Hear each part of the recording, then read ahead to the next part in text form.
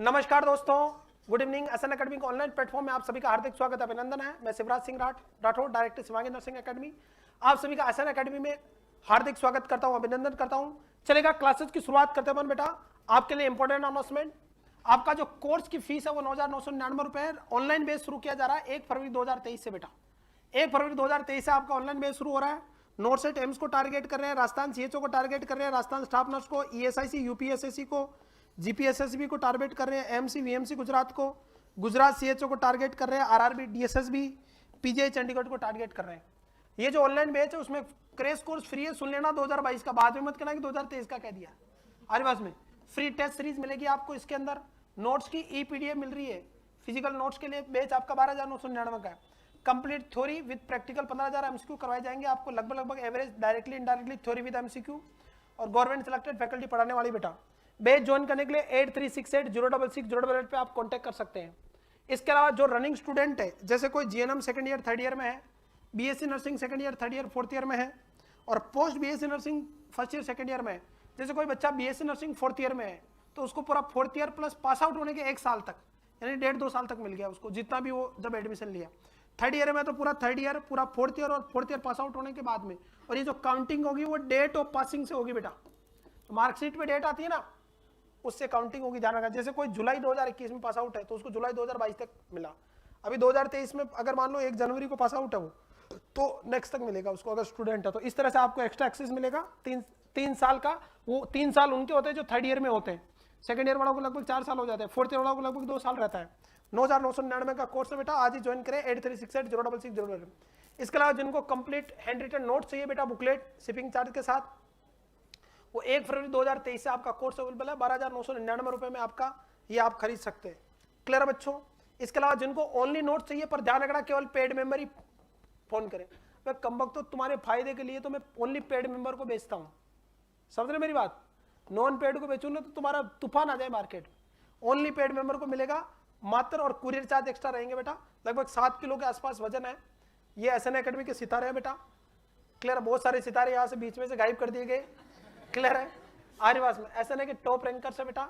Not set 2022 का result है, लगभग 7वीं 26वीं 34वीं 36वीं रैंक का बेटा यहाँ पे चलेगा।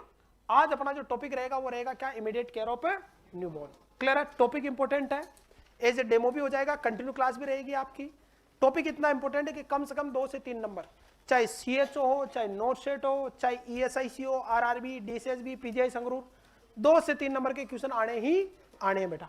क्लियर है? तो आपका जो टॉपिक है उस टॉपिक का नाम क्या है? हैं? टॉपिक का नाम क्या है?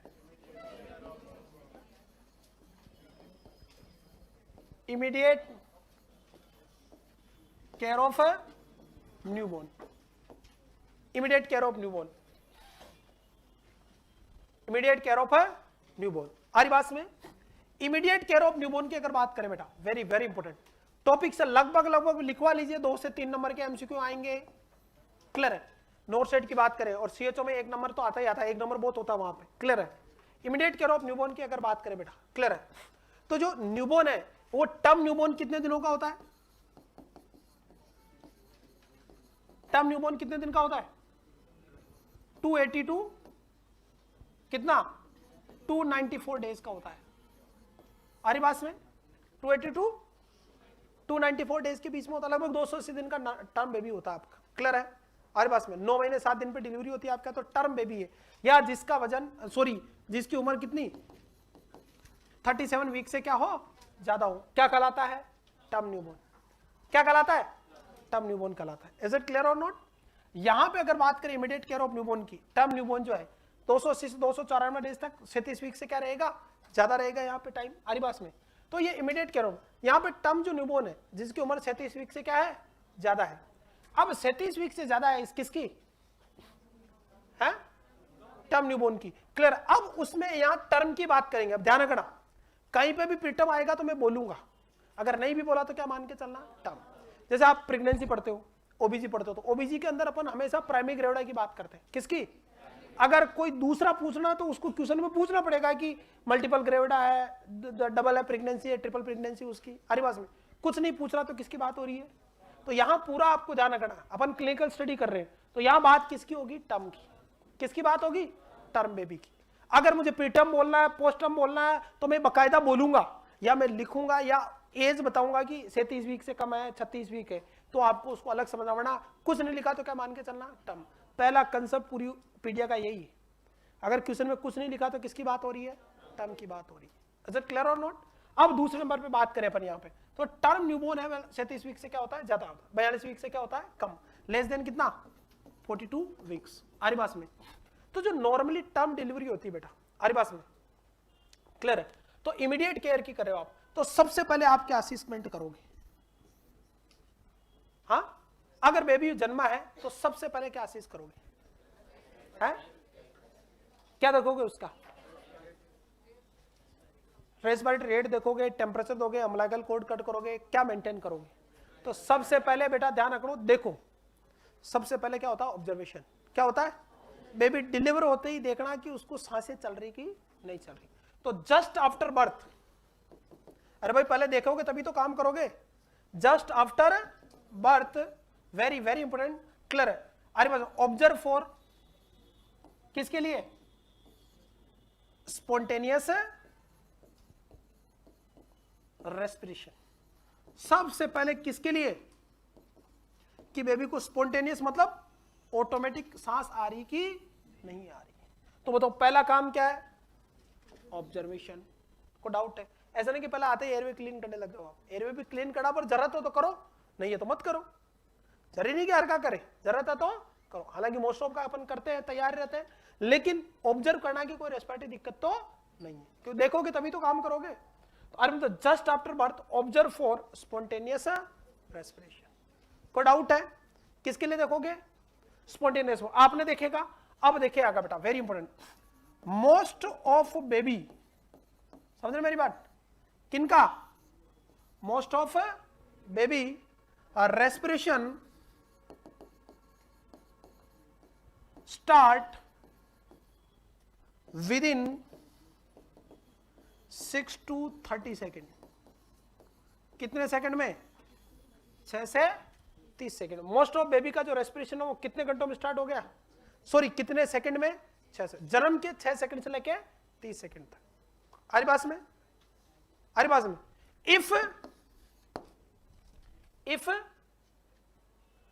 Not change in Apgar score, अभी पढ़ेंगे अपन अपगार स्कोर भी, किसमें? नॉट चेंज इन किसमें? Apgar score, then up to 90 second is normal. तो कितने सेकंड तक? 90 सेकंड तक क्या है?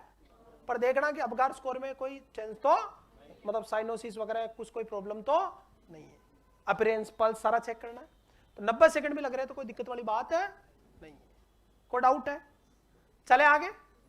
अरे बोलो भाई, चले आगे। लेकिन मोस्टली कितना, और लगभग कितना, 91 to 92% बच्चों का आरिबास में। अब जो रेस्पिरेशन स्टार्ट होता है वो स्टार्ट विद क्राई। किसके साथ? ध्यान रखना। अब एक चीज अपन यहां लिखेंगे, रेस्पिरेशन की जो पहली पहचान होती है, रेस्पिरेशन स्टार्ट्स विद क्राई। किसके साथ? क्राई के साथ स्टार्ट होता है। कौन? रेस्पिरेशन। रेस्पिरेशन किसके साथ स्टार्ट होता है? क्राई के साथ। कोई डाउट है? रेस्पिरेशन जो स्टार्ट होता है वो किसके साथ स्टार्ट होता है? क्राई के साथ। कोई डाउट है? बच्चा रोएगा और रोते क्या होगा? क्लियर ना? कि कहते हैं ना कि लोग रोते हुए आते हैं और अपने कर्मों से दुनिया को रुलाते हुए चले जाते हैं, लेकिन अपने कर्म ऐसा है कि जैसे अपन निपटेंगे लोग हंसेंगे, यार मटी गिराएगी। आ रही बात सुने? क्लियर है? तो respiration start with cry. Respiration किसके साथ? क्राई के साथ स्टार्ट करें बेटा। कोई डाउट है?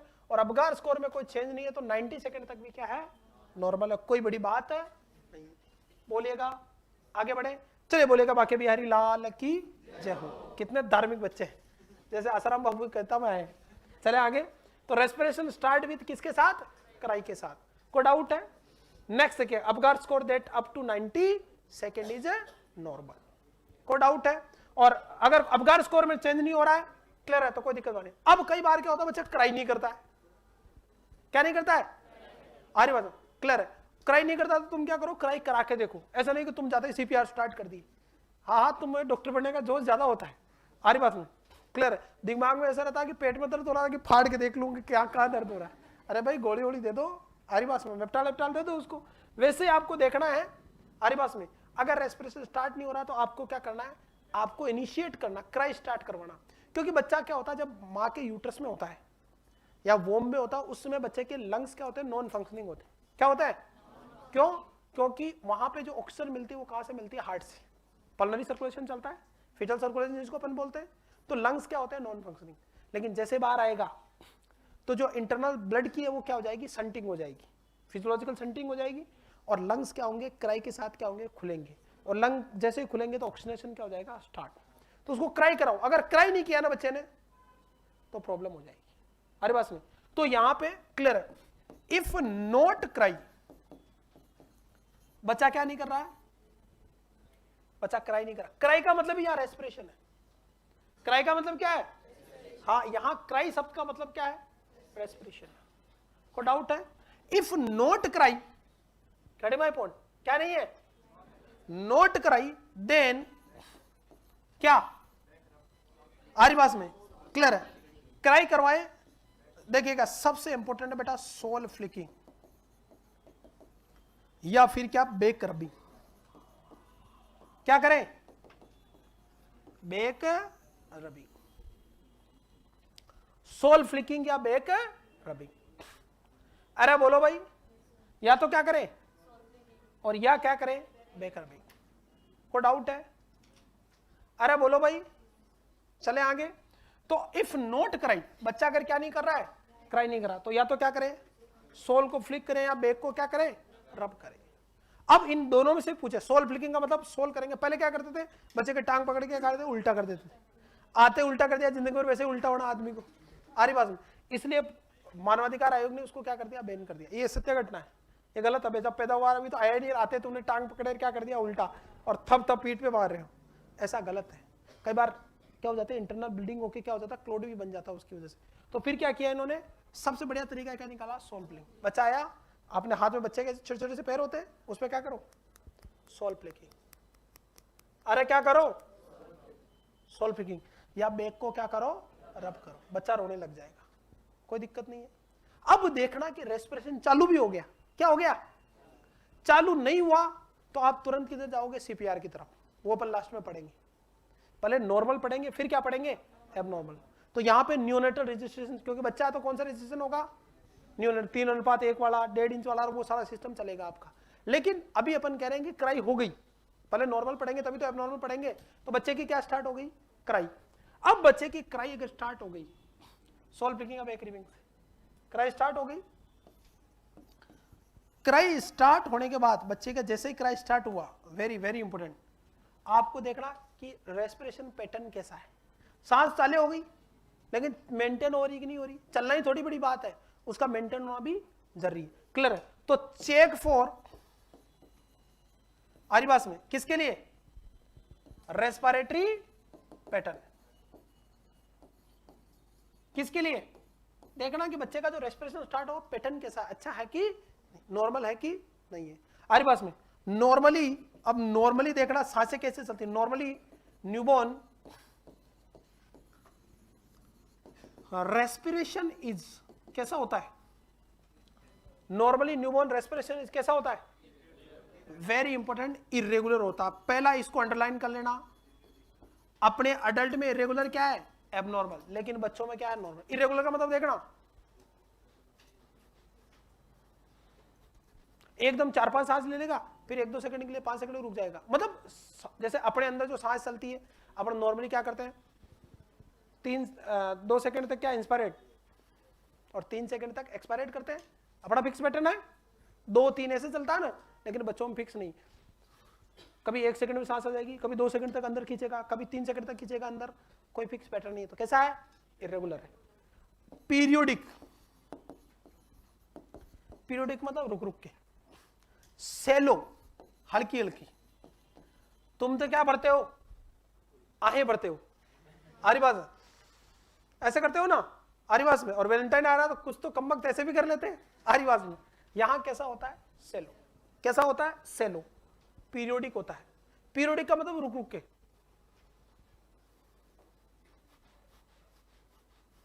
सेलो मतलब हल्का हल्का, अपन तो गहरी सांस लेते हैं।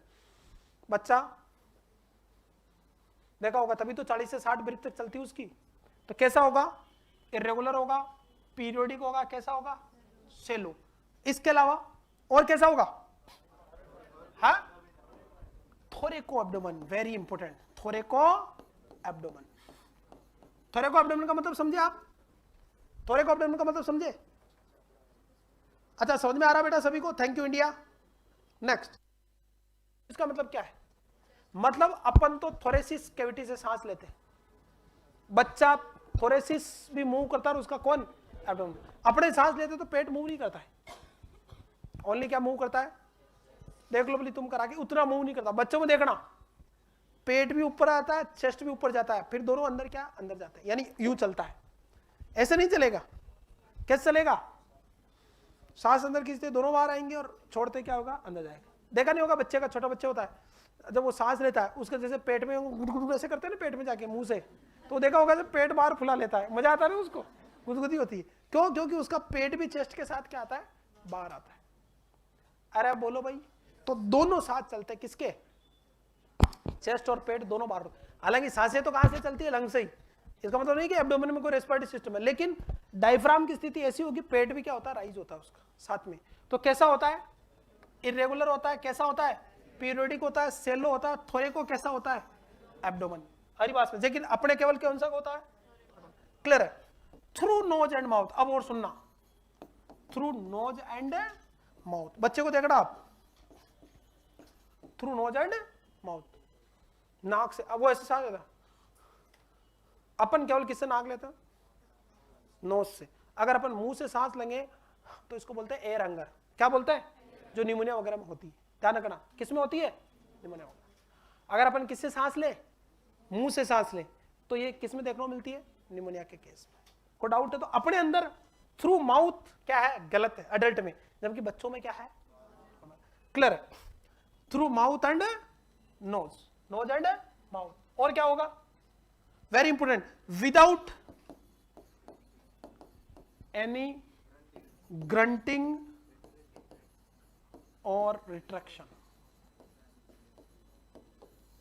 ग्रंटिंग का मतलब देखो, ये आपका ट्रेकिया है, अरे बात में, और फेरिंग्स लेरिंग्स वगैरह, यहां पे कप है, क्या प्रेजेंट है?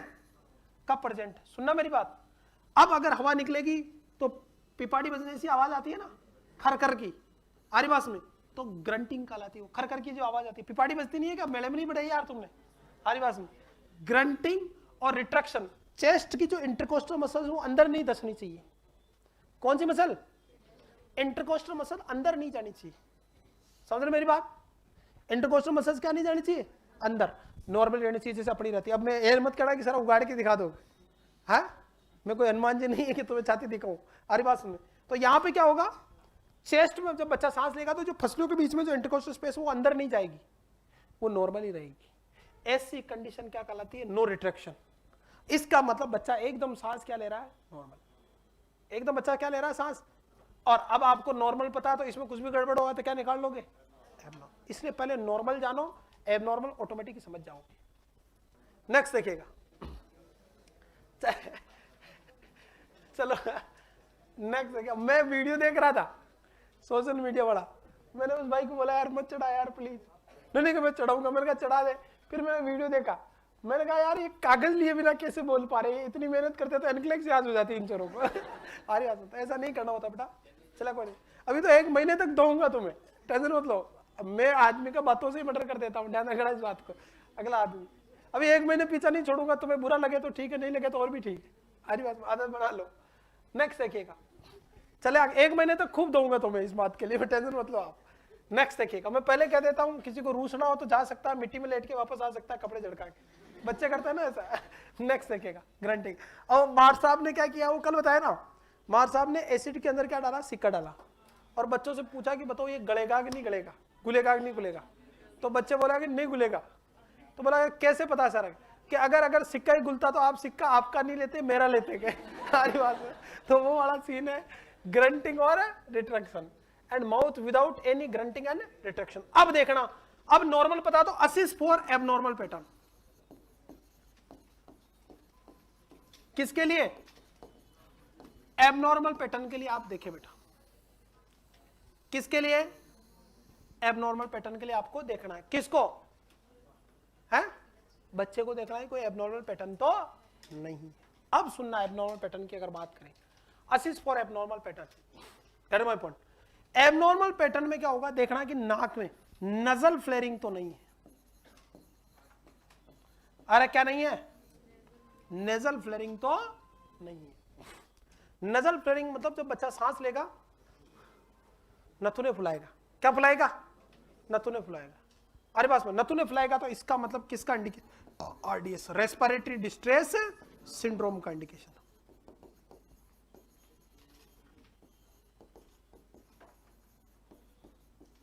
किसका इंडिकेशन है? आरडीएस का। और आरडीएस का this is the early symptom, जो कि लंग सर्फेक्टेंट की कमी से होता है, वो अपन पूरा डिटेल में पढ़ेंगे, इसलिए मैं इतना ही पढ़ा रहा हूं। इसकी पूरी खानदानी हिस्ट्री निकाल देंगे आरडीएस की अपन, डोंट वरी, जब अपन टॉपिक आएगा। लंग सर्फेक्टेंट की कमी से होता है आरिवास में, और ये अर्ली सिम्टम है किसका? आरडीएस का। अरे super speciality paediatric child hospital आपका ये यहाँ पे है, ये नोएडा में, वहां पे हमारी पहली जॉब थी वहां पे, तो उसके अंदर एक क्वेश्चन पूछा गया था बेटा। क्लियर है? नजल फ्लेयरिंग तो नहीं है, देखना बेटा। दूसरे नंबर पे कौन सा पैटर्न? ग्रंटिंग देख लो, चलो क्रम से पढ़ लेते हैं। ग्रंटिंग तो नहीं है। ग्रंटिंग किसका? म्यूकस प्लग का इंडिकेशन है। किसका इंडिकेशन है? म्यूकस की। आपका जो एयरवे ट्रैक्ट है उसमें क्या म्यूकस के प्लग तो नहीं जमे। जैसे किसी को सिस्टिक फाइब्रोसिस हो, मान लो सिस्टिक फाइब्रोसिस में क्या होता है? म्यूकस के प्लग होते हैं आरिवास में, थिक सीक्रेशन होने से वो पता चल जाएगा कोई म्यूकस प्लग तो नहीं है। तो फिर उस स्थिति में आपको एयरवे को क्या करना है? क्लीन करना है आरिवास में। नेक्स्ट, वो मैनेजमेंट बाद में पढ़ेंगे, पहले कंडीशन को भाप रहे कि एबनॉर्मल क्या है। नॉर्मल है तो अब क्या आगे बढ़ो, आरिवास में क्या बढ़ो, आगे बढ़े। एबनॉर्मल है तो पहले देखो, और अब देखने में ऐसा नहीं कि दो बार चाय पीने चले गए, एक बार सुट्टा मारने चले गए, फिर आके देखेंगे, तब तो निपट जाएगा और घर वाले आपको निपटा देंगे बाहर जाते ही। आरिवास में तुरंत असेसमेंट करना है, आरिवास में तुरंत आपको क्या करना है? असिस्ट करना है। कोई डाउट है? चले आगे बच्चों। तो ग्रंटिंग, म्यूकस प्लग तो नहीं, वो पूरा देखना आपको आरिवास में। तीसरी कंडीशन में क्या नहीं है? साइनोसिस तो नहीं है। क्या नहीं है? साइनोसिस किसको बताती है? Bluish discolouration of skin and mucous, mouth mucous membrane.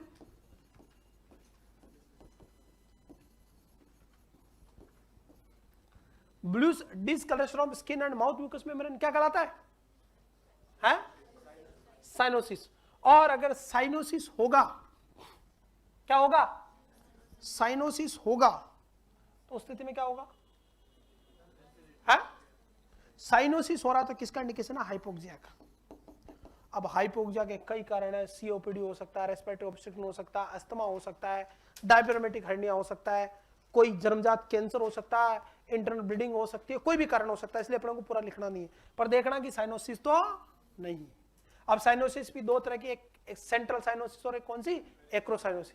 एक्रोसाइनोसिस में नॉर्मल रेगुलर मेंटेन करें। अगर सेंट्रल साइनोसिस है तो तुरंत क्या स्टार्ट करें? सीपीआर करें, या एयरवे को क्या करें? तुरंत मेंटेन। और हमेशा एयरवे क्या रहेगा आपका? प्रायोरिटी रहेगा। लेकिन न्यूबॉर्न के केस में टेम्परेचर में प्रायोरिटी रहेगा। टीएबीसी फॉलो होता है, बच्चे में क्या फॉलो होता है? हाँ, थोड़ा अंतर है बच्चों में, अडल्ट में ध्यान रखना। चौथी कंडीशन क्या नहीं है? सीसा पैटर्न।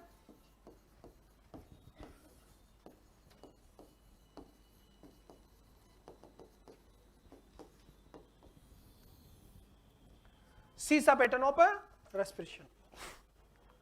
कौन सा पैटर्न? सीसा। सीसा में क्या होता है? हाँ, सीसा का मतलब आपका नॉर्मली सांस लोगे तो चेस्ट अंदर इंस्पायरेट करोगे तो चेस्ट और एब्डोमेन कंबाइंड राइज होना चाहिए हमारे पास में, और छोड़ोगे तो कंबाइंड क्या जाना चाहिए? अंदर। तो नॉर्मली क्या होता है? सुनना, पहले नॉर्मली लिखेंगे। Normally chest and abdomen rise and fall togetherly.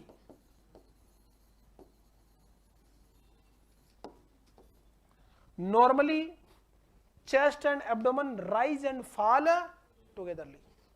Normally तुम सांस लोगे तो चेस्ट भी ऊपर जाएगा और कौन? पेट भी ऊपर जाएगा, और जैसे छोड़ोगे दोनों कहां चले जाएंगे? अंदर। कुछ गलत कह रहा हूं? यानी दोनों क्या चलेंगे? साथ। ये तो है नॉर्मल। क्या बोला?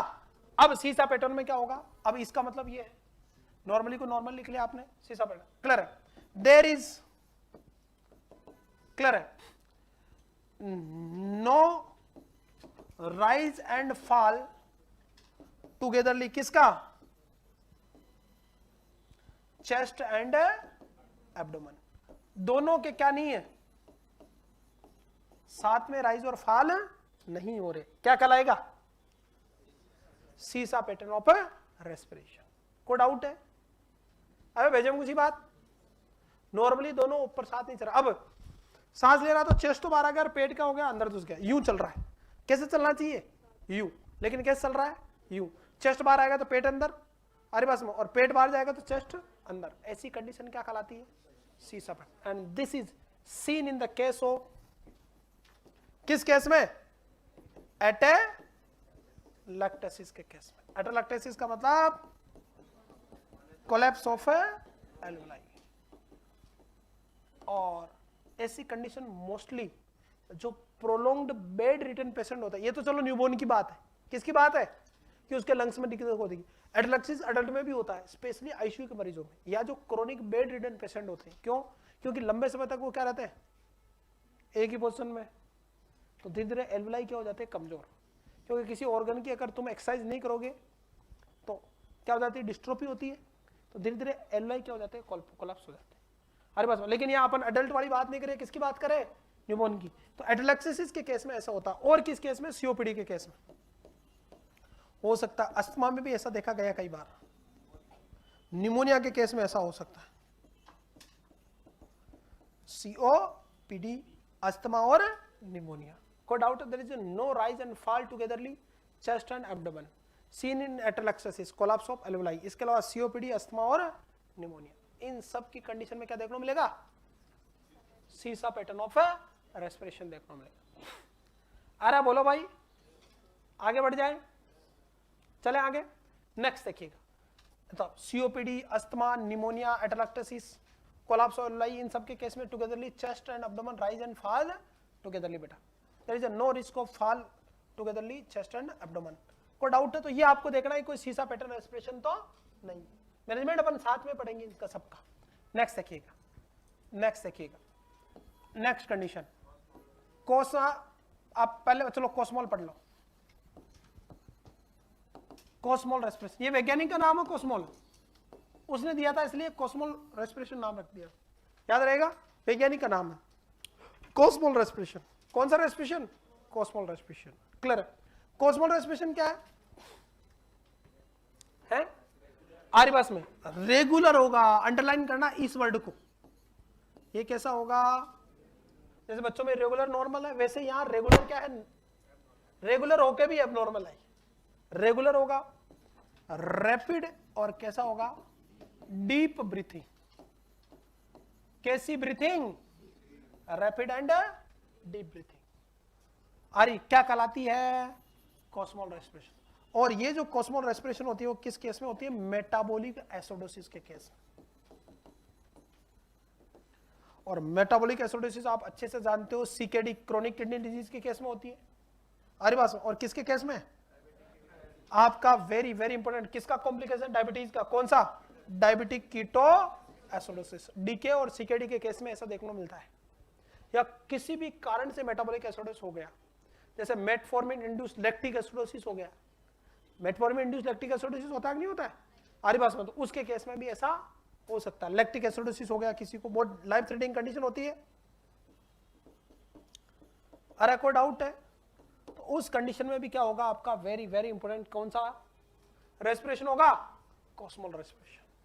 भेजे हम उसी बात, आगे बढ़े, सीकेडी, डीके और किसके केस में, लैक्टिक एसिडोसिस के केस में, कैसा, अब सुनना, यहां पे ये अपवाद होता है, अपने दिमाग में रहता है कि एबनॉर्मल है तो रेगुलर नहीं होगा, ये रेगुलर होगा भी कैसा है, एबनॉर्मल। इसका एग्जांपल बताऊं, एक कुत्ते को तुमने क्या मारा, पत्थर मारा, वो भागा, भाग जाके बैठ गया, फिर तुमने क्या मारा उसको, पत्थर, फिर भागा, भागने के बाद वो हफ्ता ना, ऐसी कंडीशन होती है, अरे कोई डाउट है, रेगुलर चलेगा, ऐसे रेगुलर चलेगा, लेकिन सांसें कैसी होगी, डीप और रैपिड होगा। बताओ ये बताओ कैसी कंडीशन है, हाइपोवेंटिलेशन की कंडीशन है कि हाइपर, आजकल ऐसे क्वेश्चन आते हैं, अबे भेजे में घुसे, this is the hyper ventilation condition. कैसी कंडीशन है? क्योंकि ज्यादा सांस लोगे तो ऑक्सीजन क्या जाएगी? ज्यादा। तो ये कैसी कंडीशन है? It is the type of hyper ventilation. ऐसे पढ़ना है आपको, छोटी छोटी बातें और सलेक्शन, और मेहनत करे बेटा, सफलता एक दिन में नहीं मिलेगी लेकिन एक दिन जरूर मिलेगी। This is the hyper ventilation condition. क्यों? गहरी गहरी सांस ले तो ऑक्सीजन क्या जाएगी? ज्यादा। लंग्स क्या हो जाएंगे? एनलार्ज होंगे। आपके एलॉय में ज्यादा ऑक्सीजन जाएगी तो बॉडी में हाइपर वेंटिलेट होगा पर्सन। अब सुनना, अब दो चीजें मैं सिंपली बता देता हूं आपको, सिंपल भाषा में देखना, आपको आसान रहेगा। देखना, कहीं पे भी एसिडोसिस होगा ना बॉडी में तो रेस्पिरेटरी रेट बेटा बढ़ती है, सीधी बात, नो बकवास। और एल्कोलोसिस के केस में रेस्पिरेटरी रेट क्या होती है? डिक्रीज। ध्यान रखना, एल्कोलिसिस में एल आ रहा है, एल का मतलब लो हो रही है, डिक्रीज हो रही है। और एसिडोसिस में क्या हो रहा है? सी आ रहा है, सी का मतलब चार्ज हो रही है, बढ़ रही है। याद रहेगा, सीधा रखना। कहीं पे भी एसिडोसिस हो तो रेस्पिरेटरी रेट क्या होती है? बढ़ती है। और एल्कोलिसिस हो तो रेस्पिरेटरी रेट क्या होती है? कम। इसका एक एग्जांपल बताऊं तुम्हें, खाना खाने के बाद सांस फूलती और गरी गरी वो जबरदस्ती जोर लगा के सांस लेनी पड़ती नहीं पड़ती? तुम कहते हो ज्यादा खा लिया इसलिए आपर आ गया, और आपर आने से क्या हो गया?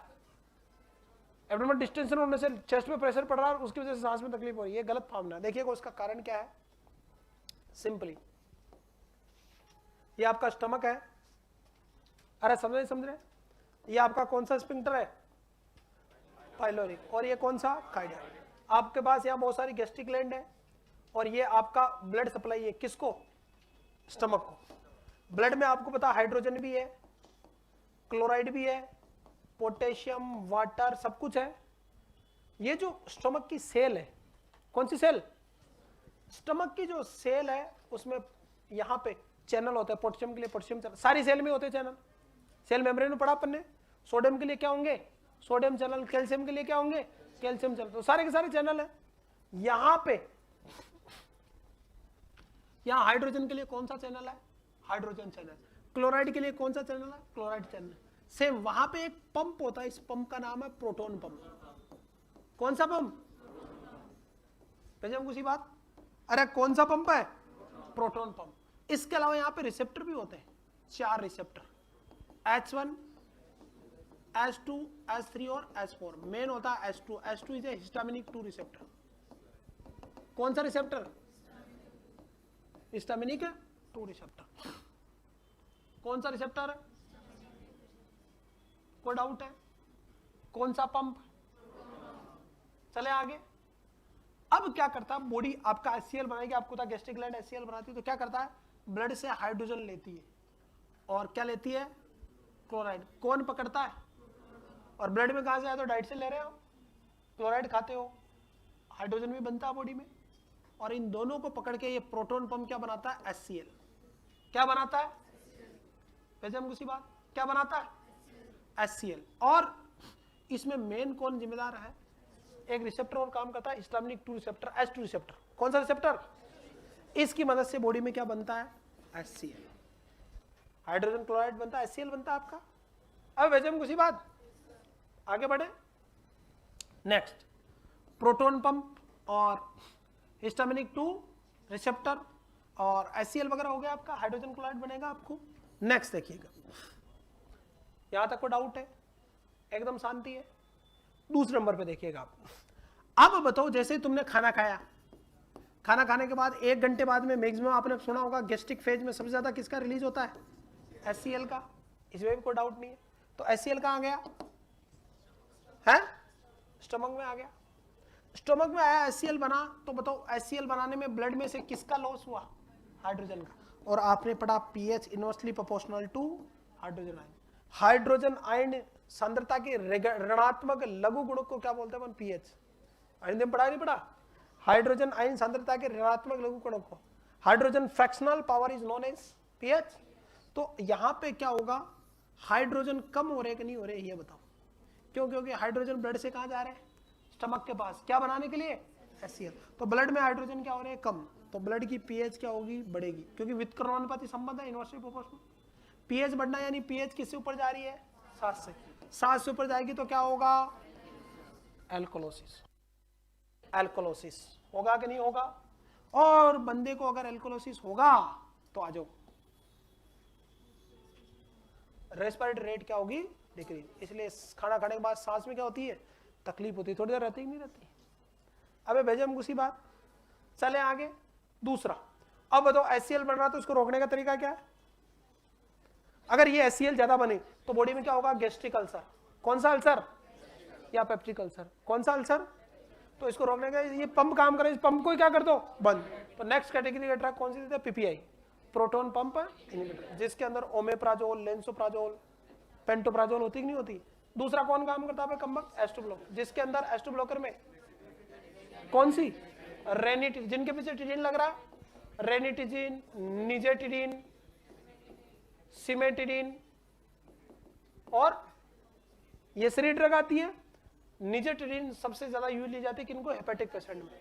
ये सब पढ़ चुके हैं आप, तो ये थोड़ा ध्यान रखना, ये संबंध होता है। तो यहां पे ये कैसी कंडीशन है? वापस आ जाओ अपना, कि न्यूबॉर्न में क्या है? कॉस्मोलॉजिस्ट। कैसी कंडीशन है? हाइपरवेंटिलेशन। याद रहेगा, तेरे बॉडी में ऑक्सीजन बढ़ेगी उसमें। एबनॉर्मल है तो एक होता वो सा कौन सा? कोस्मोल साइन है ना? ना पैराडॉक्सिकल, वो तो पैराडॉक्सिकल साइन है ना, कोस्मोल थोड़ी है, साइन है ना? ना ना चेस्ट स्ट्रोक रेस्पिरेशन होता है, एक साइन पैराडॉक्सिकल साइन पढ़ा था ना अपन, कोस्मोल साइन पढ़ा था अपन। कौन सा साइन? कोस्मोल साइन।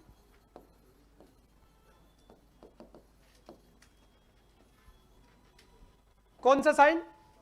कोस्मोल साइन। चले आगे। कोस्मोल साइन में क्या होगा? है कोस्मोल साइन में क्या होगा? कोस्मोल साइन में ना, नॉर्मली जब इंस्पायरेट करते हो तो जुगुलार वेन प्रेशर क्या होता है? कम। क्या होता है? इसका कारण समझे क्यों? आप इंस्पायरेट करो तो हार्ट क्या होगा?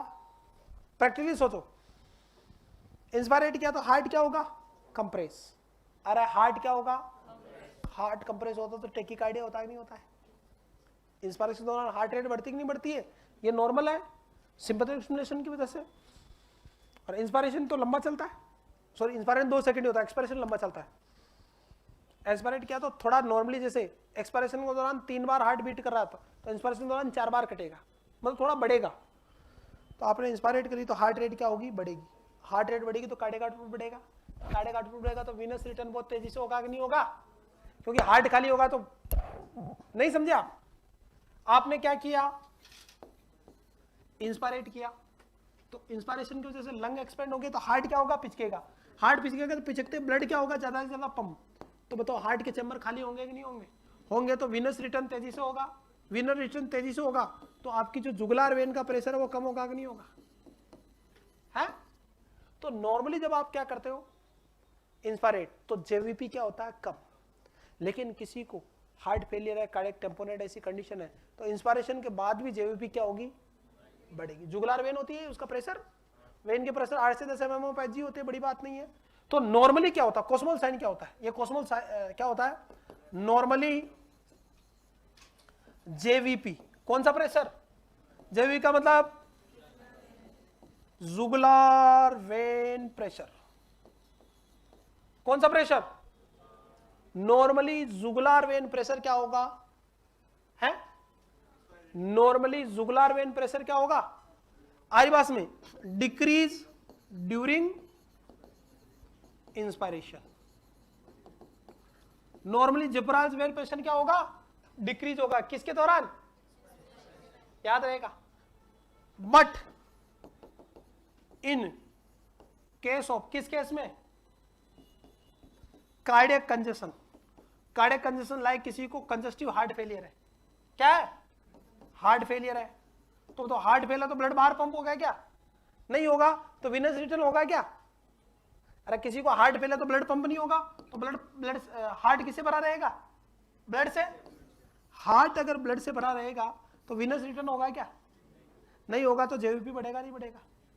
जुगुलार वेन में प्रेशर बढ़ेगा नहीं बढ़ेगा? तो cardiac congestion like heart failure में JVP is increase during inspiration.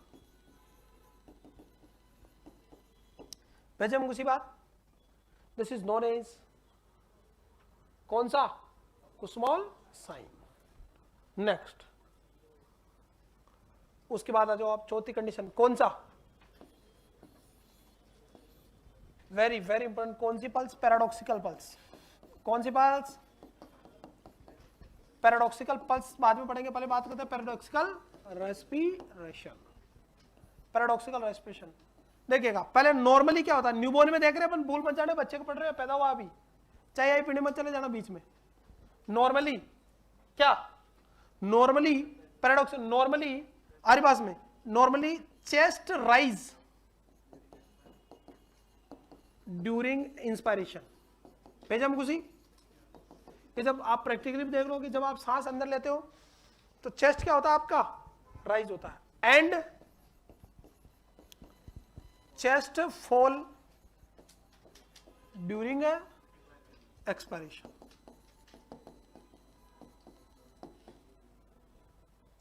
अब भेजा हम उसी बात, chest rise during inspiration and chest fall during expiration, normally यही होता है। भेजा हम उसी बात, बट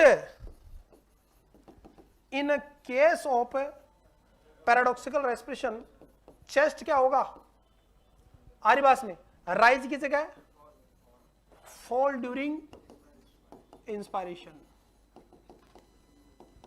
एंड क्या क्या राइज, राइज मतलब उठना, या जिसको अपन क्या बोलते हैं आउटड्रो, इंड्रो आउटड्रो भी बोल सकते हैं, राइज ड्यूरिंग एक्सपायरेशन। उसका कारण क्या है, फसलियों का टूट जाना, आरिबास में फसलियों का टूट जाना फ्लेल चेस्ट कहलाएगा, क्योंकि चेस्ट रिब्स आपके क्या करती है, थोरेसिस केज को मेंटेन करती है, उसके आकार को मेंटेन करती है। सर्कुलर जैसा भी है आपका thoracic cage, antero posterior diameter equal होता है, लेटरल कम होता है, तो उसको मेंटेन करता है कौन, रिब केज। रिब केज टूट गया तो इंस्पायरेट करोगे तो चेस्ट बाहर आने की जगह कहां चला जाएगा, अंदर, और एक्सपायरेट करोगे तो कहां जाएगा, बाहर। अबे भेजे हम उसी बात, छोटी छोटी बातें और तो chest fall during inspiration and rise during expiration क्या कहलाता है, पैराडॉक्सिकल रेस्पिरेशन। तो chest fall during inspiration and rise during expiration क्या कहलाता है, पैराडॉक्सिकल रेस्पिरेशन। को डाउट है तो chest fall during inspiration and rise during expiration, को डाउट है, this is known as paradoxical respiration. Seen in, बच्चे में देख रहे हैं कौन से केस में, फ्लियल चेस्ट के केस में। और फ्लियल चेस्ट क्या होता है, क्लियर है, more than 2 to 3 ribs fracture, more than 2 to 3 ribs fracture at a time। ये आपका रिब्स केज है, समझे मेरी बात, ये आपकी रिब्स है, 7 ट्रू रिब्स होती है, 3 कैसी होती है फॉल्स, और 2 कैसी होती है फ्लोटिंग। ये हट टूट गई आपकी, मान लो इसमें से कितनी टूट गई, 3, तो थोरेसिस केस हिलेगा नहीं हिलेगा, स्पेशली ट्रू रिब्स ज्यादा टूटती है, उसकी इस घटनाक्रम को क्या बोलते हैं, फ्लेल चेस्ट। इसके अलावा किसी का क्या हो, रिब्स फ्रैक्चर क्या हो, तो बताओ अगर फ्लियल चेस्ट है तो क्लासिकल सिम्टम क्या होगा, पैराडॉक्सिकल रेस्पिरेशन।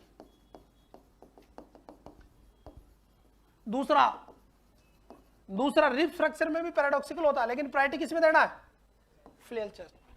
रिब्स फ्रैक्चर और फ्लियल चेस्ट दोनों में फ्रैक्चर होता है रिब्स का, दोनों में अंतर क्या है, इसमें केवल क्या होती है बेटा, सिंगल रिब्स फ्रैक्चर होती है। भेजम घुसी, एक हड्डी टूटे फसली तो क्या बोलोगे, रिब्स फ्रैक्चर, और कितनी 2-3 हड्डियां एक साथ टूट जाए तो, चले आगे नेक्स्ट। तो सिंगल रिब फ्रैक्चर हो, केवल एक हड्डी टूटे तो क्या कहलाता है, रिब फ्रैक्चर, और एक साथ मल्टीपल रिब्स टूटे तो क्या कहलाता है, बताओ मोस्ट कॉमन फ्रैक्चर रिब्स है,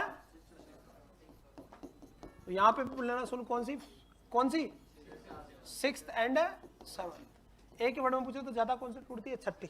अगर फिर भी अगर पूछे less common fracture ribs, yes, वो कौन सी होती है, फर्स्ट। सबसे मजबूत रिब्स भी यही होती है, कोई डाउट है? चले आगे, रिब्स की बात कर रहा हूं। तो most common fracture ribs 6th and 7th and less common. और इन रिब्स फ्रैक्चर का मोस्ट कारण रहता है मोटर व्हीकल एक्सीडेंट। कौन सा एक्सीडेंट? Motor vehicle accident. कोई डाउट है? चले आगे, कई बार हो जाता। अब तुम क्या सोचते हो स्टूडेंट होशियार होता, गुरुजी तो गुरुजी होते हैं यार। आरी बात में तो इंटरव्यू देने गया एक आदमी, इंजीनियरिंग का लड़का था, कंप्यूटर साइंस इंजीनियर का। तो एग्जामिनर ने उससे पूछा कि जावा के 4 वर्जन बताओ। जावा आता है ना सॉफ्टवेयर, तो उसने कहा जावा के 4 वर्जन, मर जावा, मिट जावा, आरिबास में, सद के जावा, आरिबास में। तो इंजीनियर उसने इंटरव्यू बोला अब सीधे घर जावा, आरिबास में। तो ऐसा नहीं है कि अगला भी पढ़ा लिखा आदमी उसको हड़कम नहीं लड़ा है, आरिबास में। तो मोस्ट कॉमन फ्रैक्चर रिब्स कौन सी है? 6। लेस कॉमन कौन सी रिब्स? और आपका अब बताओ, अगर आपसे पूछे कि फ्लेयर चेस्ट में अर्ली सिम्टम क्या होता है? Paradoxical respiration. और रिब फ्रैक्चर में अगर अर्ली सिम्टम पूछो तो पैराडॉक्सिकल भी होगा, लेकिन क्या होगा? Chest pain during inspiration. याद रहेगा, इंस्पायरेशन के दौरान चेस्ट पेन होना क्या कहलाता है? रिब फ्रैक्चर कहलाता है। सदर अर्ली सिम्टम है किसका? रिब्स फ्रैक्चर का। कोई डाउट है? सबसे मजबूत रिब्स कौन सी होती? फर्स्ट। सबसे ओब्लिक रिब्स कौन सी होती? ओब्लिक है। रिब्स के लिए एक वर्ड यूज होता है, एक बार ऐसा क्वेश्चन एमसी में आ गया, कोस्टो। कौन सा? कोस्टो वर्ड रिब्स के लिए यूज लिया जाता है। क्लियर है? ऐसे सीएचओ में भी आ जाते हैं सिंपल क्वेश्चन। चले आगे, सबसे ओब्लिक रिब 9th। ओब्लिक यानी सबसे तिरछी लंबी रहती है, तिरछी होती है ना। रिब्स कभी भी हॉरिजॉन्टल नहीं होती। रिब्स कैसी होती है? ओब्लिक। कैसी होती है? हॉरिजॉन्टल हड्डी एकमात्र कौन सी है? क्लेविकल है। बाकी सब कैसी है? ओब्लिक। या फिर कैसी होगी? लॉन्गिट्यूडिनल सीधी होगी आपकी आरिबास में, वर्टिकल मतलब। यहां तक को डाउट है? चले आगे, नेक्स्ट। तो ये बात होगी किसके बारे में आपको देखना है कि कोई सीसा पैटर्न ऑफ रेस्पिरेशन तो नहीं है, कहीं आपका बेटा पैराडॉक्सिकल रेस्पिरेशन तो नहीं। एक होती है पैराडॉक्सिकल पल्स। कौन सी पल्स? इसका भी देख लो, seen in case of cardiac tamponade. अरे किस केस में? और कार्डियक टेम्पोनेंट कब होता है? जब greater than 100 ml fluid accumulate in किस में? Pericardial cavity.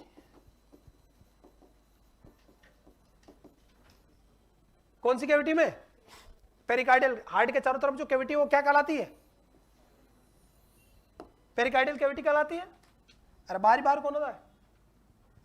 पेरिकार्डियम होता है ना, पैराइटल और विसरल। उसके अंदर आपने बताओ कि 10 से 20 ml क्या रहता है? फ्लूइड भरा रहता है। अगर ये फ्लूइड क्या हो जाए? 100 ml से क्या रहे? ज्यादा, कंडीशन क्या कहलाती है? कार्डियक टेम्पोनेंट। अब तो कार्डियक टेम्पोनेंट हो गया, ये केस तो फिक्स है। उसी में हार्ट को क्या करना है? कॉन्ट्रैक्ट और रिलैक्स होना है।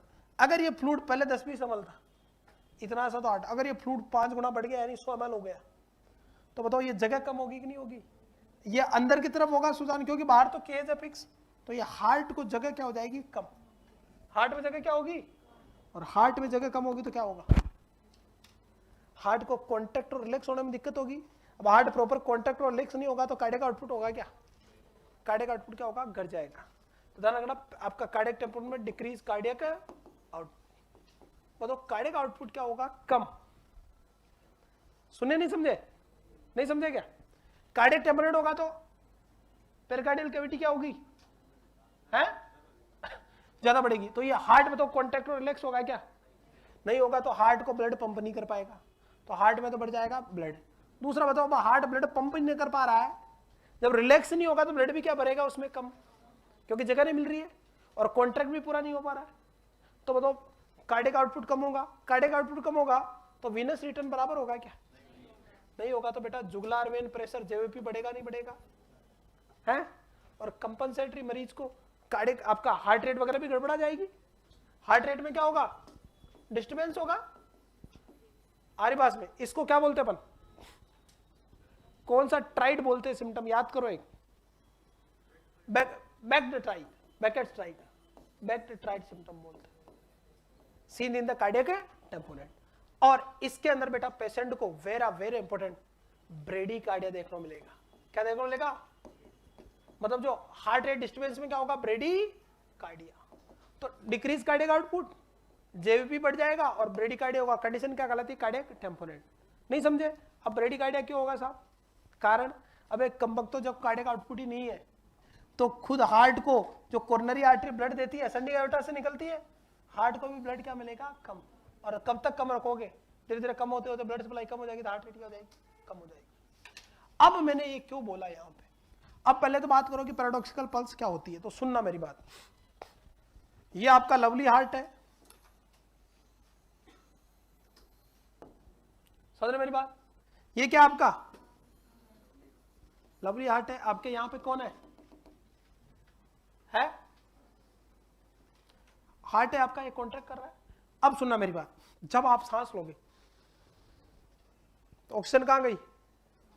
लंग्स में। ये साहब ऑक्सीजन, तो लंग्स क्या होंगे? एक्सपेंड। तो ये हार्ट को क्या करेगा? कंप्रेस। नहीं समझे? हार्ट कंप्रेस होगा तो बताओ, हार्ट को कंप्रेस होगा तो कोरोनरी आर्टरी भी कंप्रेस होगी, तो हार्ट को ब्लड सप्लाई क्या हो जाती है? कम। हार्ट को जैसे ब्लड कम मिलेगा, heart is the vital organ, तो तुरंत कौन स्टिमुलेट होगा? सिंपैथेटिक, और हार्ट रेट को क्या करेगा? बढ़ाएगा। तो सीधा ध्यान रखना, जब आप सांस अंदर खींचते हो तो दिल पे क्या पड़ता है? प्रेशर। उसकी वजह से हार्ट रेट क्या हो जाती है? बढ़ जाती है नॉर्मली। कैसे? नॉर्मली। तो अपन क्या कहेंगे? Normally heart rate increase during inspiration. भेजे हम घुस गई मेरी बात? मान लो तुमने एक्सपायरेट किया, और नॉर्मली एक अडल्ट एक्सपायरेट करता है 3 सेकंड तक। कितने सेकंड तक? एक्सपायरेशन में ज्यादा समय लगता है कंपेयर टू इंस्पायरेशन। और एक्सपायरेशन प्योर कैसी है? पैसिव प्रोसेस है, फोर्सफुल एक्सपायरेशन को छोड़ के छोड़ दिया आपने। तो जब आपने एक्सपायरेट किया तब तो हार्ट रेट क्या हो जाएगी? कम। और इंस्पायरेट किया तो हार्ट रेट क्या होगी? बढ़ेगी नॉर्मली। कैसे? लेकिन किसी को कार्डियक टेम्पोनेट है तो पहले तो हार्ट क्या हुआ है? दबा हुआ है। फिर इंस्पायरेट करोगे तो और हार्ट क्या होगा? दबेगा। दबेगा तो कोरोनरी कंप्रेस होगी और ब्लड सप्लाई क्या होगी? कम। तो हार्ट रेट बढ़ने की जगह क्या हो जाएगी? कम। इस कंडीशन को क्या बोलते हैं? Paradoxical pulse. समझ रहे मेरी बात? नॉर्मली क्या होता है? किसके दौरान? बट इन केस ऑफ, किस केस में? Cardiac tamponade heart rate decrease यानी ब्रेडिकार्डिया ड्यूरिंग किसके दौरान? इंस्पिरेशन। उल्टा हो गया। क्या कहलाता है? Very important paradoxical pulse. चले आगे। यहां तक को डाउट हो तो बता दो भाई। ये जिंदगी में हमेशा ध्यान रखिए, और कभी आपका कोई दूसरा भी पढ़े, देखो बहुत सारे लोग पढ़ेंगे, हमेशा जिंदगी में सबक सीखने के लिए होता है। और मैंने समझाया लोगों को, अरे मैंने मेरी जब मैं कोई ऐसा आम आदमी नहीं कि एक चलती हुई हवा ही मुझे हिला दे, मैं कोई झाड़ू हूं क्या? I am a rock. Getting my point? समझ रहे मेरी बात? मुझे हिलाने के लिए बहुत मेहनत करनी पड़ती है आदमी को। क्लियर है आरी बात? और मैं अभी भी कह रहा हूं मैं तुम्हें, मैं जिस दिन तक इस फील्ड में हूं ना, मुझे दुनिया से लड़ने की जरूरत नहीं, बस सिर्फ मुझे क्या करना है? किताबें पढ़ने की जरूरत नहीं। डॉक्टर भीमराव अंबेडकर ने, बाबा साहब को मैंने भी पढ़ा, हाल ही में एक मूवी देखी उनकी, वो एक शानदार संविधान। दुनिया का भगवान के बाद दूसरा ब्रिलियंट आदमी है। I am OBC candidate, don't mind. बहुत सारे लोग कहते हैं कि वो SC ST के आदमी है, केवल उन्हीं का भला किया। ये बिल्कुल सरासर गलत है। इंडिया में रहने वाले हर जनरल से लेके SC ST का हर आदमी का भला किया उस बंदे ने। उसका अगर कानून नहीं होता ना तो तुम पीस दिए जाते अब तक पूंजीवादियों के द्वारा। मैंने उसकी मूवी देखी वो उनकी, और उनकी मूवी में जो प्रेरणा मिली ना, तुम सोच नहीं सकते। अब समझ रहे मेरी बात? तो आपको जिंदगी में उन्होंने एक बात कही, शिक्षा वो शैरणी का दूध है, जो भी पिएगा क्या करेगा? दाढ़ेगा। और ये सच बात है। शिक्षा में इतनी ताकत है कि सब कुछ हिला सकते हो आप। Am I right or not?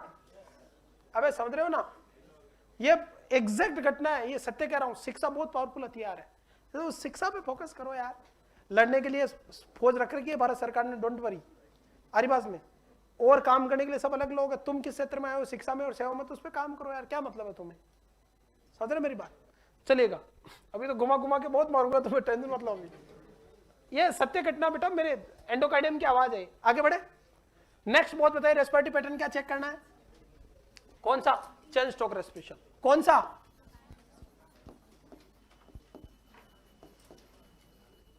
मैंने कभी उनकी एक मूवी देखी आर्यवास में, भाई साहब क्या प्रेरणा है, एक्चुअल स्ट्रगल है उस बंदे का, वो लाइफ स्टाइल पे मतलब एक्चुअल मूवी बनी हुई है। क्या स्ट्रगल और क्या प्रेरणा है, क्या जिद है काम के प्रति, और ये जिद ही आदमी को मेंटेन करती है। ये भी ध्यान रखना, जिंदगी में अगर आप गलत नहीं हो ना, और पूरी दुनिया भी आपके खिलाफ खड़ी है ना, तो आपको अकेले खड़ा रहना चाहिए, आप बर्बाद हो जाओ। वो कहते हैं ना लकीर पे फकीर होना, कि लकीर खींच दी तो मेरा सब कुछ चला जाए तो भी मैं अपनी इस लकीर को नहीं उगाऊंगा। यही जीवन है।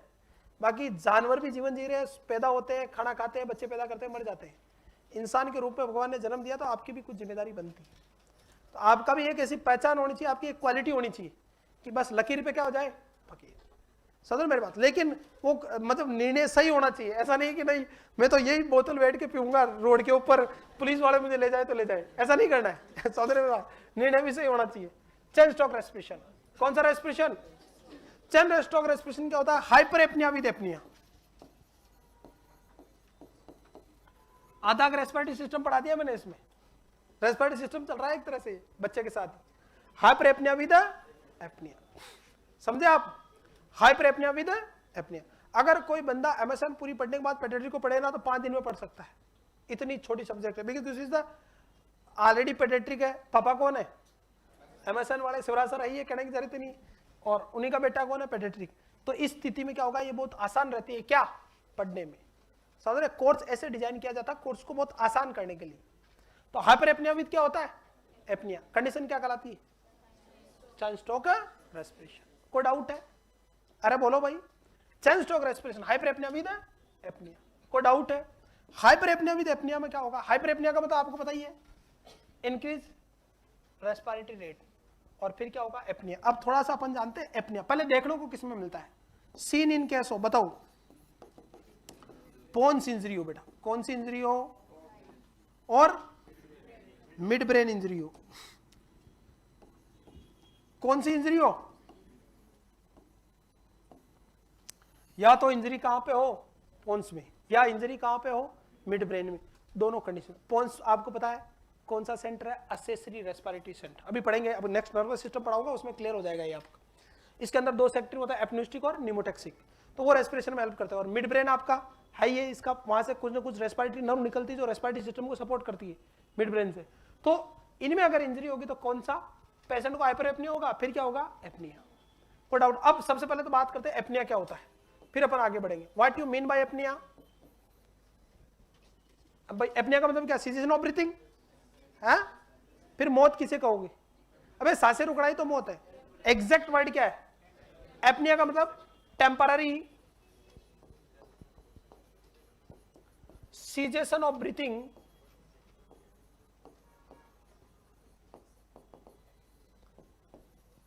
एटलीस्ट फॉर कितने सेकंड तक? 20 to 30 सेकंड। कम से कम कितने सेकंड? विद रिलेटिव ब्रेडी, साथ साथ में थोड़ी हार्ट रेट एकदम क्या हो जाए? कम। हार्ट रेट भी कम होनी चाहिए, तब कंडीशन क्या कहलाती है? एपनिया। अगर विश्वास नहीं है तो ये बंद करके देख लो, टेम्पररी एपनिया, सांसें रुक जाएगी। कैसे छोड़ोगे?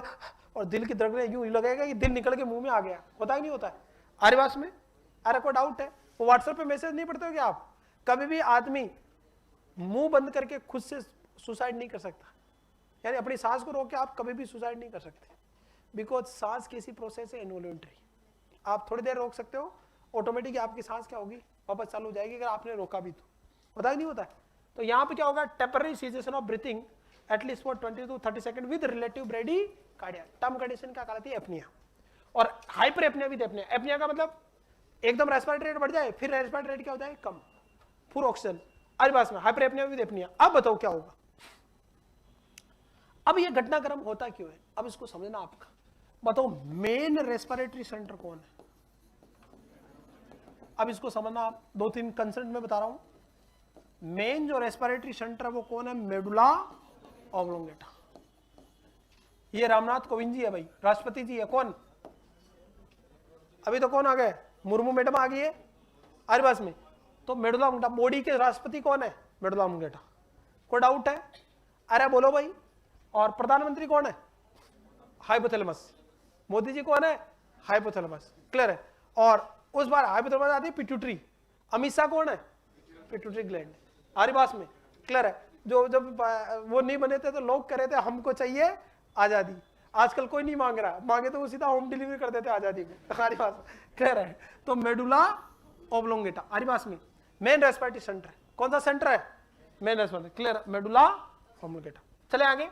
अब ये जो रेस्पिरेटरी सेंटर है ना, उसके अंदर बेटा ये जैसे रेस्पिरेटरी सेंटर है कोड़ा ये। अब जैसे ये मान लो रेस्पिरेटरी सेंटर, ये न्यूरॉन से बना हुआ है। किससे बना हुआ है? इसके अंदर अब हर सेल है, ये भी सेल के लिए क्या होता है? रिसेप्टर। तो इन रेस्पिरेशन के लिए कौन से रिसेप्टर होते हैं? Chemo receptor. जैसे बीपी के लिए कौन से होते हैं? बैरो रिसेप्टर। वैसे रेस्पिरेशन के लिए कौन से? Chemo receptor.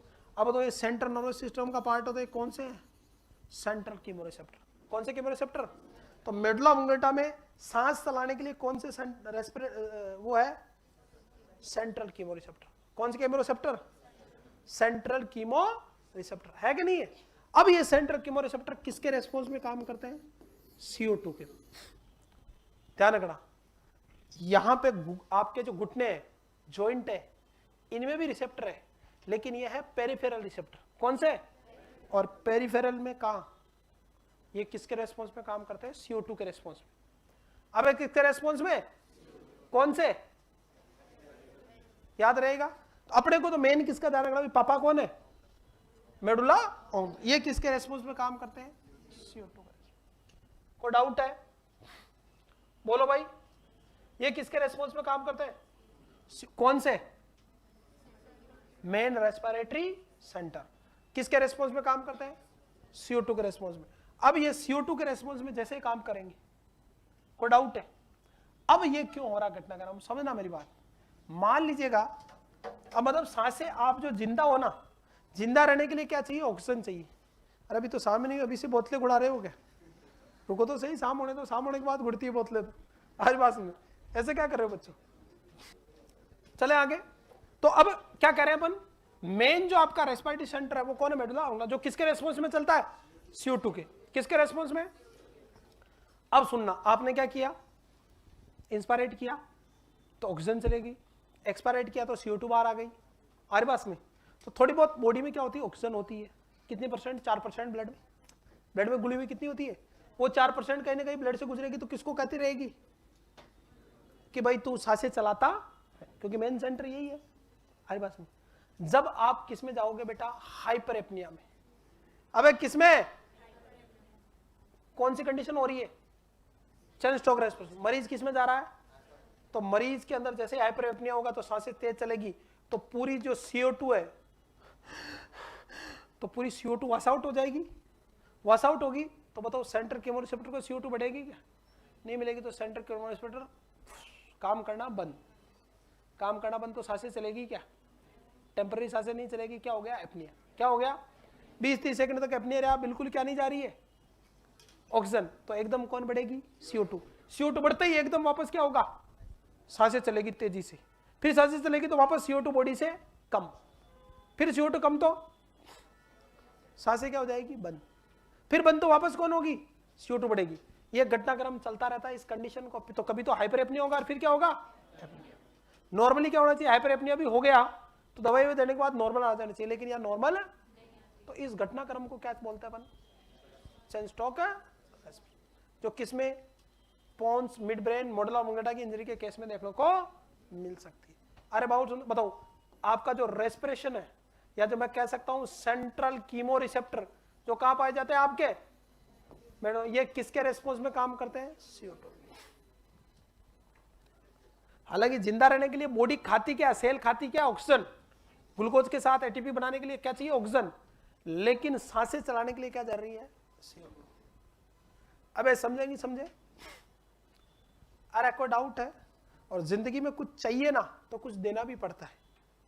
ये डायलॉग सुनते हो नहीं सुनते हो? कि जैसे एक सांस अंदर लेने तो पहले दूसरी सांस छोड़नी पड़ती है। ये डायलॉग इसी का फिट है, समझो? ये यही से आया है। चले आगे। नेक्स्ट, और जबकि पेरिफेरल जो कीमोरिसेप्टर वो ऑक्सीजन के रेस्पॉन्स में, कैसे, जैसे तुम भागे तो जॉइंट में ऑक्सीजन की क्या होगी, कमी। जॉइंट में जैसे ऑक्सीजन की कमी, जैसे तुम्हारी बॉडी पूरी रिलैक्स है और तुम चला रहे हो साइकिल, क्या चला रहे हो, तो कौन जॉइंट काम करे तो कौन से रिसेप्टर काम करेंगे, पेरिफेरल, वहां पे ऑक्सीजन की क्या हो जाएगी, कमी। इसलिए आप बैठे हो, पूरी बॉडी तो एकदम क्या रिलैक्स, ओनली कौन काम कर रहे हैं, फिर भी आपको सांस चढ़ जाता है, नहीं चढ़ जाता है? कभी सोचा है? कारण ये है क्योंकि पेरिफेरल रिसेप्टर किसके रेस्पॉन्स में, CO2, क्योंकि इसको काम कराओगे तो एटीपी बनेगी तो ऑक्सीजन खत्म हो जाएगी, ऑक्सीजन खत्म होगी तो क्या होगा, है ऑक्सीजन कम होगी ना, ऑक्सीजन कम होगी तो कौन से रिसेप्टर काम करेंगे, पेरिफेरल, वो मैसेज देंगे भाई चेजा काम करना शुरू करो, सांस रेट बढ़ा, होता कि नहीं होता है, तो डिपेंड करता, तो इस हिसाब से ध्यान रखना, पेरिफेरल जो जॉइंट वगैरह में रिसेप्टर पाए जाते तो वो तो O2 के रेस्पॉन्स में काम करते हैं, जबकि ये किसके रेस्पॉन्स में, CO2। अब इसका एग्जांपल बताऊं COPD में, इसलिए COPD में सेल्फ रेस्पिरेशन इंड्यूस करने के लिए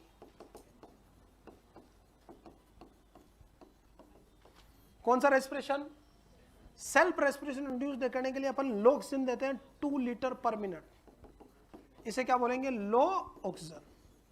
और बेस्ट जो होता है वो कौन से मास्क से, venturi mask. Exact oxygen delivery, समझ रहे आप, इससे क्या होती है, एग्जैक्ट ऑक्सीजन डिलीवरी, समझ रहे आप। और मैक्सिमम परसेंटेज किससे, नॉन रिपीटेटिव मार्क्स से, नॉन रिपीटेटिव मार्क्स से, NRB से। मैक्सिमम परसेंटेज सैचुरेशन वाली तो किससे होती है, NRB से। और एग्जैक्ट कि 46% सैचुरेशन देना, 50 देना, 60 देना, वो किससे होती है, वेंचुरी मार्क, 2 लीटर पर मिनट से। अब क्यों देंगे COPD में, COPD में रेस्पिरेटरी प्रॉब्लम है, respiratory problem, difficulty in breathing है, क्योंकि उसकी सांसें सही काम है नहीं करी, तो आप क्या दो मरीज को, ऑक्सीजन कम दो, ऑक्सीजन कम दोगे तो बॉडी में कौन बढ़ेगी, CO2 तो उसका मेडुला ऑब्लांगेटा काम करेगा, क्योंकि COPD में लंग्स में गड़बड़ है, मेडुला ऑब्लांगेटा में गड़बड़ नहीं, वो तो सही है, वो तो क्या है, तो जैसे आपकी बॉडी में क्या होगी, CO2 बढ़ेगी तो मेडुला ऑब्लांगेटा स्टिमुलेट होगा, तो लंग्स को काम करना ही पड़ेगा, क्योंकि पापा कौन है, मेडुला ऑब्लांगेटा। इसीलिए अपन क्या देते हैं, low oxygen. Pink puffer, blue bloater पढ़ते हो नहीं पढ़ते हो, वो इसी में आते हैं, तो वो आगे डिस्कस करेंगे COPD को अपन। अरे बोलो भाई, भेजे में घुस रही है बात, छोटी छोटी बातें और सलेक्शन, तो ये आपको पूरा का पूरा ध्यान रखना, किसका, और कोई पढ़ रहा, एक होता बेटा वेरी वेरी इंपॉर्टेंट, म्यूट्स रेस्पिरेशन, कौन सा,